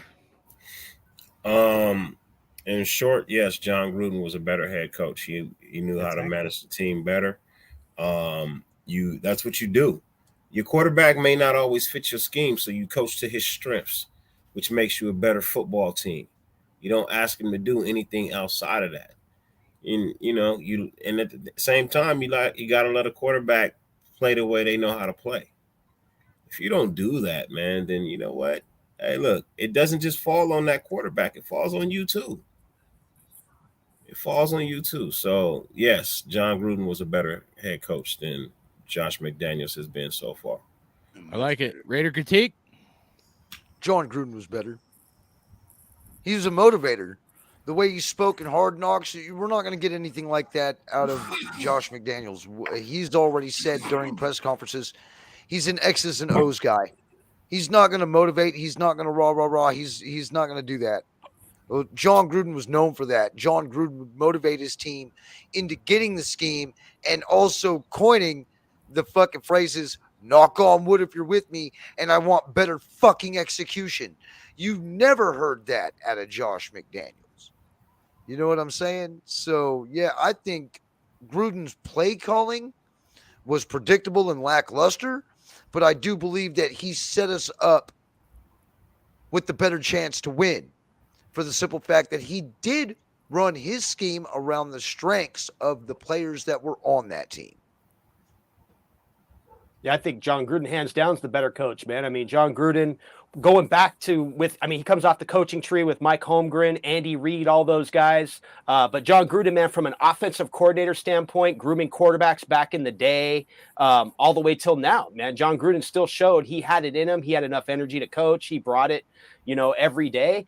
The one thing, though, John Gruden, not a good personnel guy, man. Not good in the front office, should not be meddling in any kind of team decisions when it comes to draft picks. What a disaster, man, when it comes to our draft and him and Mike Mayock and how they did business. So once again, think John Gruden's the better coach. I wanted John Gruden to succeed for many reasons, man. Ultimately, he's a Raider. He came back to the Raiders. And then two, man, that Tampa Bay Super Bowl, man, I mean, that still stings, man. That was not an easy loss, to see your core, watch your coach build your team to 3 AFC West championships. You have the Tuck rule. You had Rich Gannon getting hurt, all that to face John Gruden, who knew the playbook. I wanted redemption for that loss, and we didn't get that, man. That was a big bummer about John Gruden's return. So now it's back to the basics, and that's why we have Dave Ziegler in the office right now, man, is we're going back to the basics where we're just going to restructure the front office. I think that's what's happening right now. I like it. You want me to post this Raider urn that you put in here? That's Tim Brown's tweet from today. Just not too long ago. I wanted to see that. I heard about that. I wanted to see it. Hold on. Yeah. Hold on. Who wants to read it out? I'll read it out if you don't mind. If you don't mind. Yeah, go ahead. Okay, I'll read it. No, let Raider Dave read it. Okay. Sorry. All right. I don't know the background of this at Derek Carr QB fiasco that's playing out today, but if it's anywhere close to what's been being reported, Josh must be trying to get fired. No matter what you think of his play this year, he deserves better than this. I'm sure there are vet. I'm sure there are veterans. Yeah, it's probably a continued tweet. Okay. Yes. Well, hold on. So, Tim Brown and Devontae Adams have like a close relationship. Like, I forget what it is. Like Devontae Adams' mom and I think it's Tim Brown's wife or something weird. Like they have like a relationship, like a connection. So this is actually very interesting to me. I'd have to kind of maybe let my tinfoil hat, kind of, develop and, think about this more in depth. But the fact that Tim Brown's coming out and saying some shit. Well, he calls it a fiasco. Huh? He calls it a fiasco. Yeah. And he calls for Josh McDaniels' jobs, like trying to get fired. Like, that's crazy. What do you guys think of this? I think there's a lot of emotions, man, with Raider in Raider world right now, man. There's a lot of emotions with us fans, ex-players. Like I said, Derek Carr has been a part of this organization and under center as the Raiders quarterback the last 9 seasons. And we saw a blip when the Raiders got to the playoffs a couple times. But once again, we just need to start winning football games, man. And, winning cures everything, man. We're not having this conversation if we're winning AFC West titles. We're not having this conversation if we're winning football games, man. That's just what this comes down to. And then more storylines. Like, this is where the storylines really get created, man, because there's so much speculation under this subject, with 2 games left in the season, man. And but that's today's football, I man. agree, Bourbon. I agree with Bourbon County Raider 100%. He said I agree 100%, and yes, it is. He said the NFL did not want the Raiders to succeed with Gruden, but with Patriots guys, it's okay. Absolutely, yeah. So All Eyes on G finished off that tweet saying that he said that the other vets aren't gonna like seeing Carr and players treated like that. Okay. Which is going to hurt the organization in the long run about being able to bring veterans in here. True. I see what he's saying on that. One thing, though, Derek Carr did get 2 contracts with the Raiders. I mean, he did. It's not like the Raiders just he never gave him a contract and never gave him an opportunity. They really did give him an opportunity. And we don't know. He might be back, man. I mean, he might be back. Did they really give him an opportunity? Hell yeah. Yo? They gave him a new deal, dude. They gave him a new deal after his 2016 season. No, what I'm saying, did they give him an opportunity to succeed is what I'm saying. I believe so, man. You know, they I mean, even going back to Antonio Brown, you get Antonio Brown, then the best receiver in the league. What year did they give him a complete team? This year he has the best edge rusher in football. They got Rock Ya-Sin, a solid cornerback. You got Nate Hobbs, who is evolved. They have better cornerbacks than I've seen in the last 15 years. Nate Hobbs played good this year. That sounds like a strong half of the field. He had a pass breakup against the Chargers. He was in coverage in that Charger game. He got us that win, man. He was a big part of that win against the Chargers. Well, hold on a second. What we're doing. Well, that's a win, man. That's a clutch moment. You know what I mean? But then we flip it to Derek in the red zone. You know, Derek has his opportunities in the red zone to knock a team out, step on a team and put them away. Hey, let's be real for a second, okay? Going into the season, I thought about this because I've been thinking about my end of year, like kind of, analysis of the Raiders. Denzel Good retiring really fucked us, I think. And True, but I don't think Good fit the system. Devontae Parker wasn't very good or whatever. I mean, even Parker would have helped us out more than I think some of these other guys. So hold up, though, dude. They walked away from those players pretty quickly. Once those players got hurt, they kicked them. Those guys were not going to fit their system. We had guys that would have been, I think, a little bit better for our offensive line to help Derek Carr succeed. But hold up. Our offensive line just about 2 weeks ago, it was a week ago, PFF, they said that our offensive line was 7th best in the league as a unit pass blocking. And then top that off, we have the leading rusher in the NFL, Josh Jacobs. That says a lot about our offensive line. This game did our offensive line look 7th best against the pass when Cam Hayward threw Dylan Parham, a whole grown ass man, into the quarterback and knocked him over like a bowling pin? He did. Did the offensive line look like 7th best? I'm saying the numbers could say whatever, but my eye test, I know what I'm seeing. Yeah. At any point in time, did you see 7th best offensive line in the NFL with this goddamn team? Well, hold up. No. I saw Dylan Parham early on in the season, though, moving pretty good as a pulling guard, dude, and showing me he actually came out as one of the better graded rookies in this draft class. He came out as one of the better, like the Raiders show a winning draft class all the way to their undrafted class. We have a lot of guys that this staff drafted that are contributing right now in the field. And, Dylan Parham's a big part of that offensive line.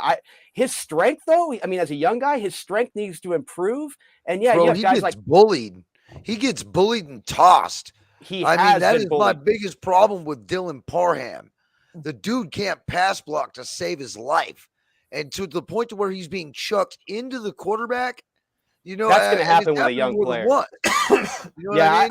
That's just strength, though. Like when he gets it, he could give him a couple more years in the weight room. Colton Miller got tossed his rookie year. Remember, Derek Carr took like 40 sacks, through 14 games. Colton Miller got tossed in the Pittsburgh game. Colton Miller, even in run blocking year, got tossed in this game. But Colton Miller got wrecked though. His rookie year, Colton Miller got and he had to get stronger. He's got to chip guys off the edge, and all that, and keep, Derek Carr clean. But at the same time, once again, I personally think, today's offensive lines in the NFL, it depends. Gruden went old school. So we got like Denzel Good. He's a big guard. He's strong. He can move guys around. He's effective. But in this system, I don't think Denzel Good was going to fit in this system. So you bring in guys like Parham, Bars, and they're going to move around in space differently. It might not look pretty. And this offensive line is still gelling. So, I mean, and you got a lot of inexperience on the offensive line, but they have come a long way. And, I mean, I don't know, man. I mean, I'm going like you got to just look at the positives, man. I mean, Josh Jacobs, man. I mean, that's a result of winning in the trenches right there. Josh Jacobs has good vision. He knows where to find the holes. But I think that combination, man, we haven't seen that in a long time in Raider Nation, man. We haven't seen we rarely see 1,000-yard back. I mean, now we have a back that has 1,500 yards. And I mean, it could get better from here, man. We've established some things in this system that are going to be a plus. 1,000-yard receiver. We were the first team to have a receiver reach 1,000 yards. We were the first team to have 1,000-yard back and the leading rusher. I think those are huge upsides, man. And I think that's why our quarterback got closely critiqued in this process, man.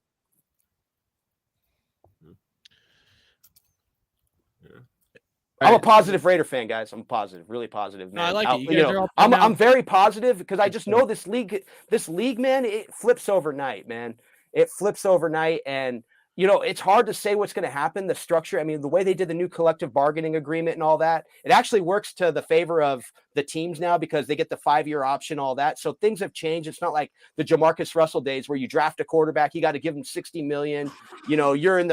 You're hurting for 10 years after a pick like that. This time in the NFL, you have ways to break away from contracts and players, the way they've restructured the collective bargaining agreement to where you get these things in motion now to where you can make a good team decision. The player still gets paid. The organization isn't getting hit with salary cap hell for the next 5 years, unless you're the Rams trading away all your draft picks. But yeah, man. I mean, I really think there's a lot to build off of what they did this year, man. I mean, and Max Crosby progressively got better, I mean, Max Crosby, man, I just think Max Crosby's a player alone just to build around on your defense. So we're going to get there. Say that Max is elite now? Absolutely, dude. Max is by far elite. I think he's the best edge rusher. I mean, dude, he has. Sure we're all in agreement. Dude, there's no moves like what other player. I mean, like Max Crosby, it all comes down to high motor. It has nothing to do with strength. I mean, he's getting stronger because he has work ethic and he's working at it, but his skill set is crazy. It's the handwork, how fast, the speed rush, you name it. So I think he's switched up so many different styles. I think his commitment is unreal. And I think that's why we're seeing results. And that's why in that final play against the Rams, you saw him get held the entire game, in that game for a reason. But yeah, hell yeah, you could build a team around Max Crosby. You can build a team around a superstar player. Sometimes I think we're kind of due for this, man. I'm loving this year for the fact that Josh Jacobs, man, brought me back Bo Jackson memories, man. I mean, and what's sad about it, and is Max Crosby is probably not going to get Defensive Player of the Year because of our record. I hope not. I know, because him and Micah Parsons, it's like really close between the two. But man, you're just watching Max Crosby out there, the QB hits, how many times he gets to the quarterback. He's his run stopping ability, everything, man. So yeah, man. I know it's a lot of mixed emotions we're talking about. We're all over the place, man, because there's so many. Speaking of drawing parallels between a old player and a new player, you know who I see Josh Jacobs becoming? Marcus Allen. Marcus Allen went to the Kansas City Chiefs and stuck it to us every fucking chance he got. I hope not. That's going to be Josh Jacobs, bro. I hope not. And you know why? I hope that doesn't happen. You know why? Because see, back then, Marcus Allen didn't win Super Bowls with the Chiefs. If Josh Jacobs went to the Chiefs now, they're winning Super Bowls with Josh Jacobs, and I can't witness that. It could be the Broncos or the Chargers. I'm just saying he's going to go to a team and stick it to us every chance he gets. Yeah, I don't think either of those teams. He did seem frustrated too, man. When Josh was pretty outspoken the last couple, days, man, and it's a bummer to hear that, man. But hopefully, man, like I said, we don't know, man. Like really, I mean, the way players are feeling, agents are feeling when it comes to free agency period, man. I'm hoping something gets worked out with Josh Jacobs and the Raiders, man. I really am, man. I'm hopeful. They slapped him in the face by declining his 5th-year option, bro. That's why he's playing like his fucking hair is on fire this year. Absolutely, dude. Yep. I know that that 5th-year option. I think that's something I'm shocked they didn't take advantage of that, because that's another thing in that they structured in that collective bargaining agreement. It just works to the favor of the organization, because if he's a bust, they can just cut him. But he's not a bust. He's never been a bust. The guy plays hurt. Guy plays hurt. Found the end zone his first game twice that night, I think, against the Broncos. The first game in Oakland when Josh Jacobs' was rookie year, I think that night. I think his whole first season, he didn't have not one negative run. His whole first season. And remember, he tried to hide the separated shoulder. He had his shoulder like separated. He tried to hide it, and then they didn't let him play against that Titan. That was the game I was at. I was at that Titans Raider game, and then they played that last game. Well, what they thought, yeah, it was the last game in Oakland. After that, the Jaguars game after that. But yeah, man. I mean, it's gonna be. man, last year's offseason was freaking action-packed. We saw a lot of movement in the league, dude. We're seeing teams let go of franchise players. So it's hard to say, man, but I mean, as far as us discussing the situation tonight, man, I mean, as far as replacing Derek Carr, I like the Jacoby Brissett, what I saw in the comments. Me, myself, I think Aaron, if we're going to try to win a Super Bowl, man, we got to get Aaron Rodgers, man, but I don't see us doing it with Josh McDaniels. So I'm with you there, Dirty. Dude, I don't see him doing anything, Josh McDaniels, but I do see this as a transition as they, You can definitely forget about Aaron Rodgers. Aaron Rodgers ain't, one thing we can all say is when Aaron Rodgers gets the new head coach, that first season is fucking atrocious. Because Aaron Rodgers always wants to butt heads and prove he's, the king dingaling on the field. You know what I mean? So I don't think Josh McDaniels' ego will allow that. Same thing with Brady. If you go back and look at how many times Brady has yelled at Josh McDaniels on the sideline and told him he didn't know what the hell he was doing and that he was going to call the plays he wanted to call on the field because he's the quarterback. Like, McDaniels is not getting ready to put up with that again. He's not. You know what I mean? But I also want to say thank you for having me, allowing me to pull up and conversate with you guys for a little bit. I am live in 10 minutes, so I do have to go now. Okay. Can you give a quick 1 minute deal on Niners? Because that was the last subject I was going to ask you guys about. We lose. Rivalry? Any thoughts on the rivalry? We lose. Fuck them. All right. Fair enough. Look, man, the rivalry, that is what it is. You know what I mean? It really ain't that much of a rivalry anymore because we ain't in the same. That's it. We ain't. He's blipping out again.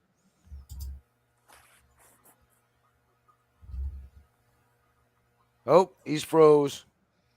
No, I'm. It's gonna be loose. It's all good. All right, so I'm gonna put Dirty. I'm trying to put everybody's links in the chat and stuff. Make sure you guys go subscribe to all these guys in here, dude. Appreciate everybody that's coming in here. We're gonna get on the last topic. That's just gonna be getting into the Niners. If you guys want to talk about any, I'm just gonna remove him so we don't have to look at his weird face frozen. But if you guys want to get into this rivalry with the Niners, you guys got any stories going to like a Raider Niner game or just kind of what the game would mean to you guys and whatnot, Man, I live in the Bay Area. I grew up in the Bay Area. I hate the fucking 49ers. Last thing I want to do is lose to these bitches, man. And it's looking like we're gonna be holding a capital L. And I'm with you, Westside, dude, because you know what, man, dude, I respect the rivalry for what I'm a Southern California guy, so I grew up an LA Raider to an Oakland Raider, so going to the games in the Bay, man, I learned about that rivalry.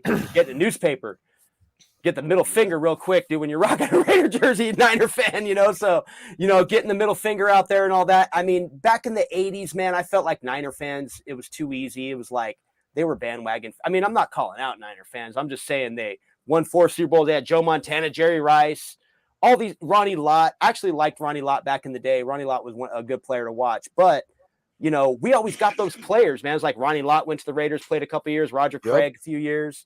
Later on, Jerry Rice. And Jerry Rice embraces his few years as a Raider. So now we might even hear Jimmy G coming to the Raiders possibly in the offseason. We're going to hear those rumors. But, man, I respect the rivalry. It's a top 5 rivalry for me. Man, I didn't think the Niners would be that good this year, dude, but I just don't think we really have a chance in this game unless we play good ball control, keep their defense on the field for a long time, wear them out.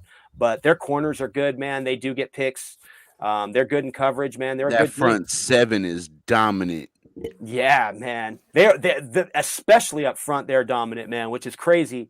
And they turn it on at the right time, man. And then you're seeing Christian McCaffrey. He's getting his juice going there, man. And he could be a problem for us as well. So it's hard to say, man. I mean, I hope we can pull off a shocker, man, and upset them. But yeah, realistically, man, it's going to be tough, especially on a Wednesday when you're finding out that Derek Carr is no longer under center. So that changes every dynamic of this matchup. looking forward, man, because we don't know what we're looking at with Jared Stidham. Mainly game management, man. All I see him as is a game manager, man. He might have to use his legs quite often. Yeah. One I thing I'm gonna remember leave everybody the with. I'm gonna say, get ready for quarterback purgatory for the next 6 years, bro. I don't think it'll be that long, man. I think we could. Go ahead, Raph. I mean, it could for you, happen. bro? That could happen, man. And we could always. But man, in all honesty, man, I mean, I'm trying to stay positive, man. As far as like, because things do change in the NFL. We just gotta hope we're that team one day, man. That maybe we get that right guy in, and it's the right charisma for the locker room, and it gets everybody going, man. And yeah, man, because I honestly, when I see teams like, I use the Niners, the matchup we have this Sunday. I mean, they're down to their third string quarterback, man. Their season did not go as planned yet. They're one of the better teams in the NFC. So we got to hope one day we're a team like that, man, where shit happens, but we can get back up and survive the next week, man, and continue on with that goal, man. That goal, man, is number 4. Number 4, man, we were close in the early 2000s, man. I thought we were going to lock up our 4th Super Bowl. And back then it was a big deal, man, tying with the Pittsburgh Steelers. The fucking Patriots hadn't even won a Super Bowl. Yeah. Well, they won one Super Bowl in 2001, but they hadn't really won. They had like one Super Bowl. I mean, shit has changed in the NFL. And the Patriots were the laughing stock of the league, like my whole fucking childhood.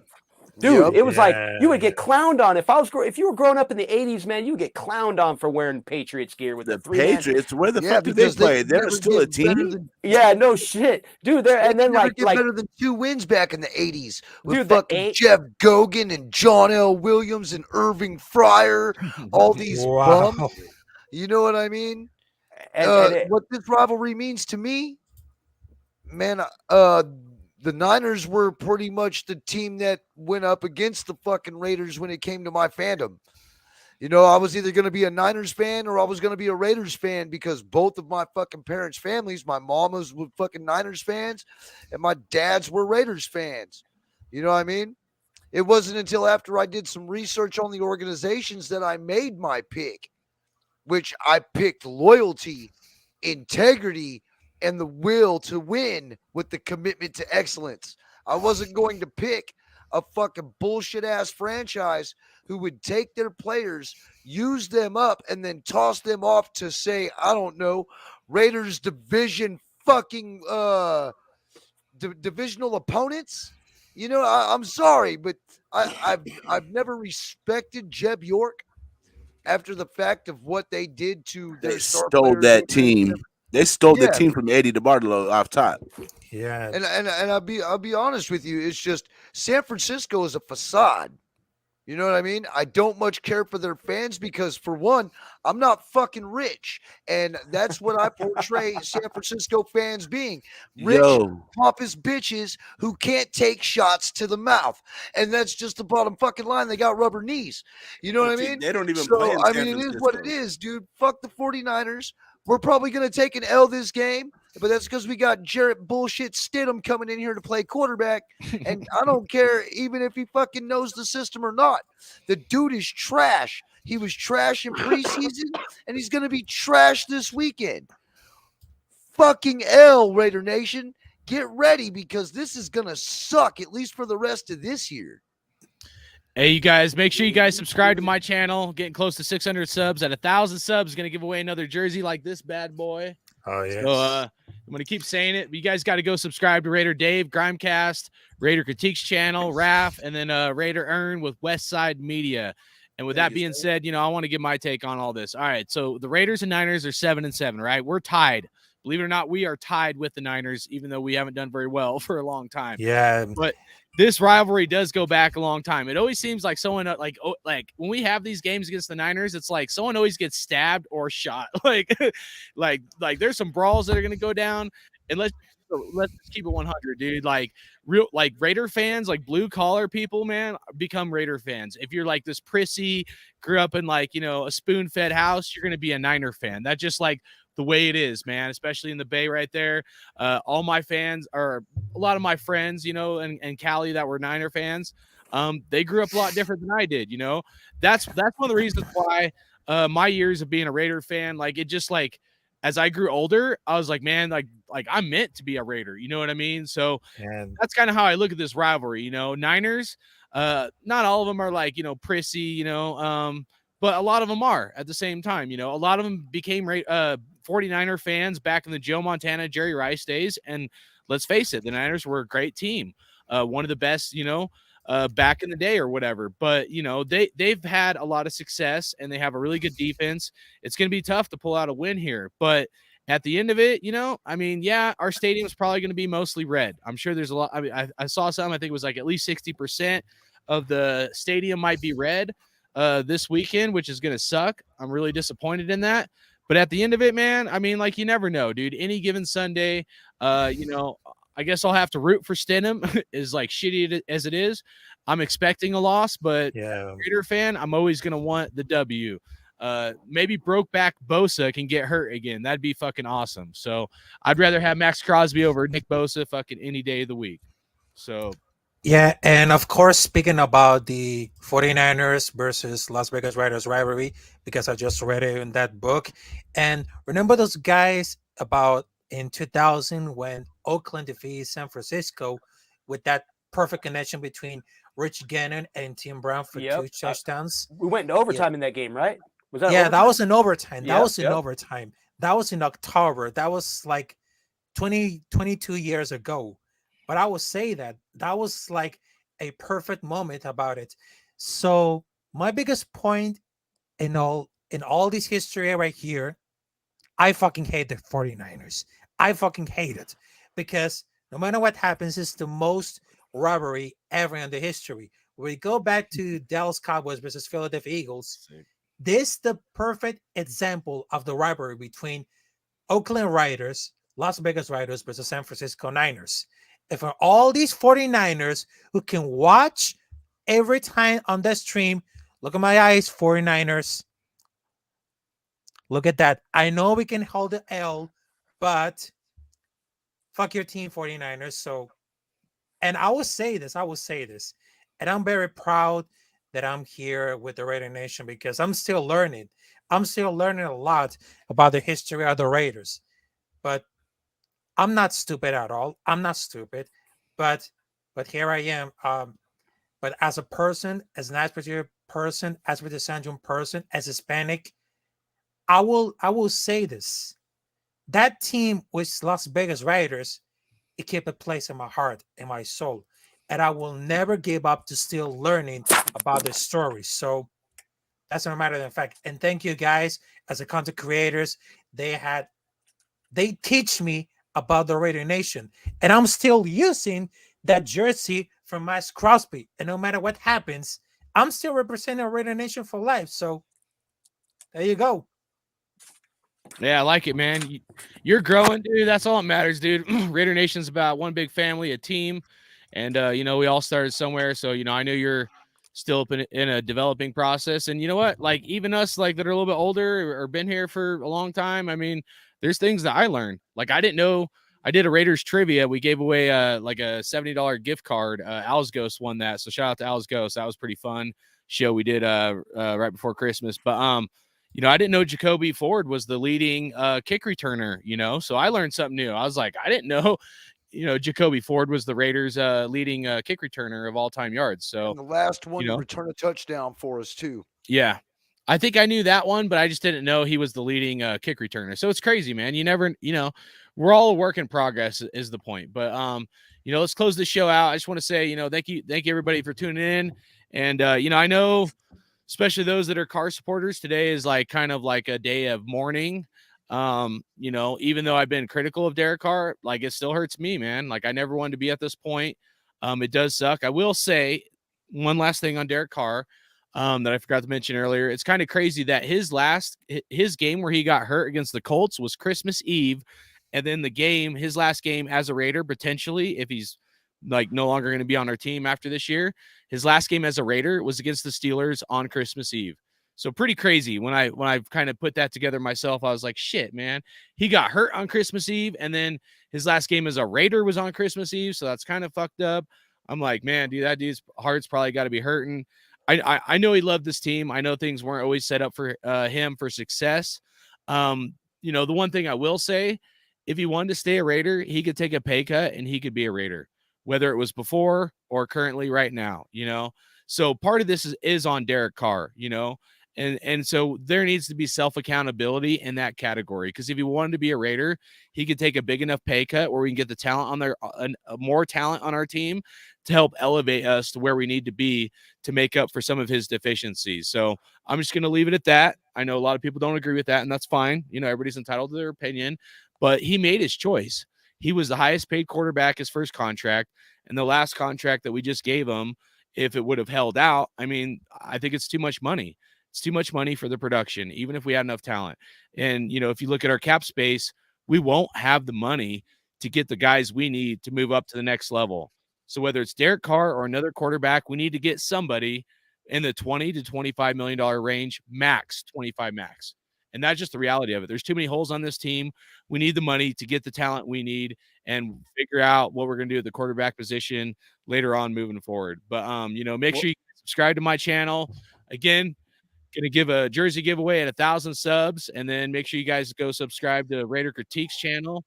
You can find him as well, Raider Dave's channel. And you guys close it out. Where can they find you, Raider Dave? I know you're rebooting your Gonna launch my channel. Like I said, I'm kind of like the Raiders organization. I've I've torn down my channel a few times in the last 5 years. So I apologize to anybody that subbed to my channel and then the channel goes blank. But we're starting back up tomorrow. It's gonna be a fresh, brand new channel. No subs or anything, but we're gonna start vlogging. We're gonna start dropping a podcast and just a little bit more interaction and trying to get on a little bit more every other day or so with some pieces of news to chop up, man. And man. But well said, Hardcore. And shout out to Derek Carr, man. 9 good seasons, man. This team got back into the win column. This team got back into the playoffs. I love Derek for everything that he did for this organization. I'm a fan of Derek Carr. And we'll see how things work out. We will see how things work out. We don't know how it's going to quite shake out. But once again, I think, but you know what? Once again, we wouldn't even be having this conversation if Derek Carr and this Raiders team won 10, if they're at the 10 win mark right now, and they were at, say like Derek Carr had 35 touchdowns, we would not be having this conversation. So it's an incentive-based deal that Derek was in a year where it was a prove-it year, man. And once again, we'll see how this transitions, man. Whatever may be, will be. And just win, baby. I'll talk to you guys again, man. I hope to see you guys at the channel. Hell yeah. Raider Critique? Or no, Raph and then Raider Critique, sorry. Oh, sorry. I wasn't gonna happen. So I just wanted to say salute to everybody else in the chat and everybody else. Well, El Capitan Rafael, as known as El Capitan Rafucho, has much love and support to the Raider Nation, because no matter what happens, just like Al Davis say, just fucking win, baby. If all these teams for the 49ers, look at my finger, just fuck you, 49ers. We have a Raider Nation for life, bitch. He's pumped. Hell yeah. Hey, Raphael. Hey, brother. Much love to you, man. Get pumped up, brother. We still got 2 games left. All to be pumped up for, man. It's getting up for each and every game, baby. I love it. Oh, yes. Well, y'all already know where to find me, man. Right here on YouTube. The Raider Critique, where we don't drink the corporate Kool-Aid. We tell the truth with intensity. You can find me on Instagram, right up underneath the same name, The Raider Critique. You can find me on Twitter at InGun421. And that's about all I got to say about that. You can also find me in Raiders Fan Radio. You'll find me in their chat room, just like pretty much everywhere else who does Raiders content, because I don't discriminate. I participate. That's kind of what I do. There are certain channels that I don't show up on for the simple fact that they create division within the Raider Nation, and I don't support that at all, period. So if you don't see me in the chats, man, that's probably why. Because, as far as I'm concerned, we're all still family. And we've all got to fucking go through all this. Now, it's been 9 seasons. It's going to be definitely different doing Raider content without Derek Carr being a part of that. But times change, man. Things change. And one thing that does need to change, this team needs to start winning on a consistent basis. Derek Carr's biggest problem is his inconsistency. He was completely inconsistent his whole career here. He might hold all these records. He might hold all the fourth quarter comebacks, but you can't be that inconsistent and still expect to make the playoffs every year because we're just settling at this point. You know, Raider Nation, I know this shit is hard. It's hard for me. I'm a Derek Carr supporter. All right. I've been riding with this guy ever since we drafted him. But how many times do we have to shoot ourselves in the face? How many times do we have to see the same thing happen season after season after season before we finally realize this guy is not going to take us where we want to go? He needs to go somewhere else for his own psyche. He needs to go somewhere else for our psyche, because some of us need to understand what it was like before Derek Carr. Well said. Well, appreciate everybody. Raider Dave, when you get your channel up, let me know so I can post it in the chat. I can't find it. I apologize, but I tried to find it too. I couldn't find it. Yeah, there's no content posted. I have to send you the link. Yeah. All right. But some guys asking about it's a brand shiny new channel though. It's all brand new. Devontae Adams and all that, if he's gonna be traded, I don't know. Maybe guys, he's a good friend of Derek Carr. But at the end of the day, dude, it's like any profession. He's getting paid. I missed what you were saying about. I'm sorry, but about the being a friend of Derek Carr. Who would? Well, essentially, if Devontae Adams be traded, or people saying like he's going to leave if Carr's not a Raider. I know we're closing out, but the one thing about that, I mean, I just think as a professional, dude, like you're getting paid, right? That's the first thing. And second of all, I mean, maybe if it's a rookie quarterback, that's a little different. I think this whole thing is planned. I mean, to some degree, the interceptions, I can't say is purposely taken from Josh McDaniels, but I definitely think that, I think the plan is for them to go out and get Tom Brady. As much as I hate to say it, I'm trying to I'll tell you, Raider Nation, as I close out here, I'm trying to mentally get my brain ready to somehow accept this and what it would take for me to accept Tom Brady. Tom Brady better have, if it happens, Tom Brady better have some sort of heartfelt speech about the Tuck game and how he fucked the Raiders and how he's felt bad about it and how he wants to help the Raiders win because of that game. If he says something like that, I might be able to fucking switch my stance on it, as well as the Super Bowl. But Devontae Adams, I mean, he's getting paid damn good money, and he grew up a Raiders fan, right? When he was a kid and he got those pictures as a Raiders fan, there's no Derek Carr in those pictures. So, for me, is he a Derek Carr fan or is he a Raider fan? That's important to me, because people that are just like, half foot in, half foot out. Yeah, he came here partly because of Derek Carr, but he's a Raider fan. And you know what? That holds a lot of weight with me personally, because whether it's Darren Waller and Turf Toe or all this other shit, if guys don't want to be a Raider, I don't want them on the fucking team. I don't. So, Devontae Adams, I hope he wants to be a Raider. I think he does, even if Derek Carr is gone, unless we get a rookie quarterback and we're starting him.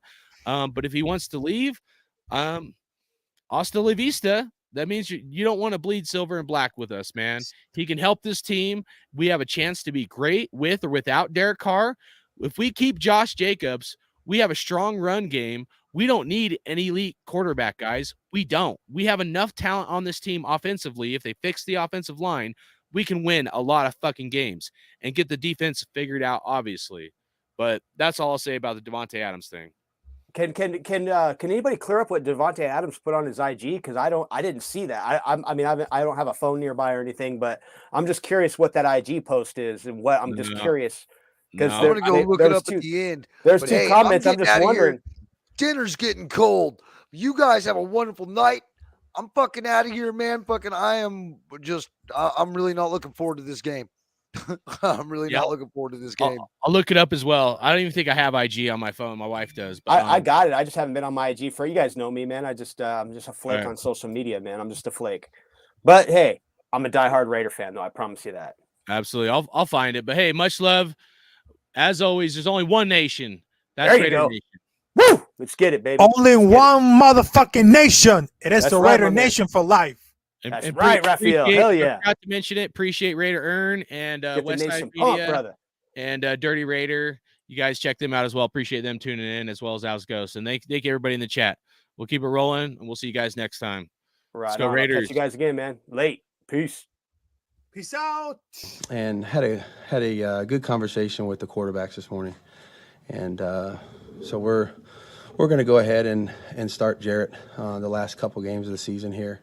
You know, none of us is happy with where we're at, but we think it's an opportunity to you know, evaluate a younger player who hasn't had much time to play. You know, talking to Derek, who was great.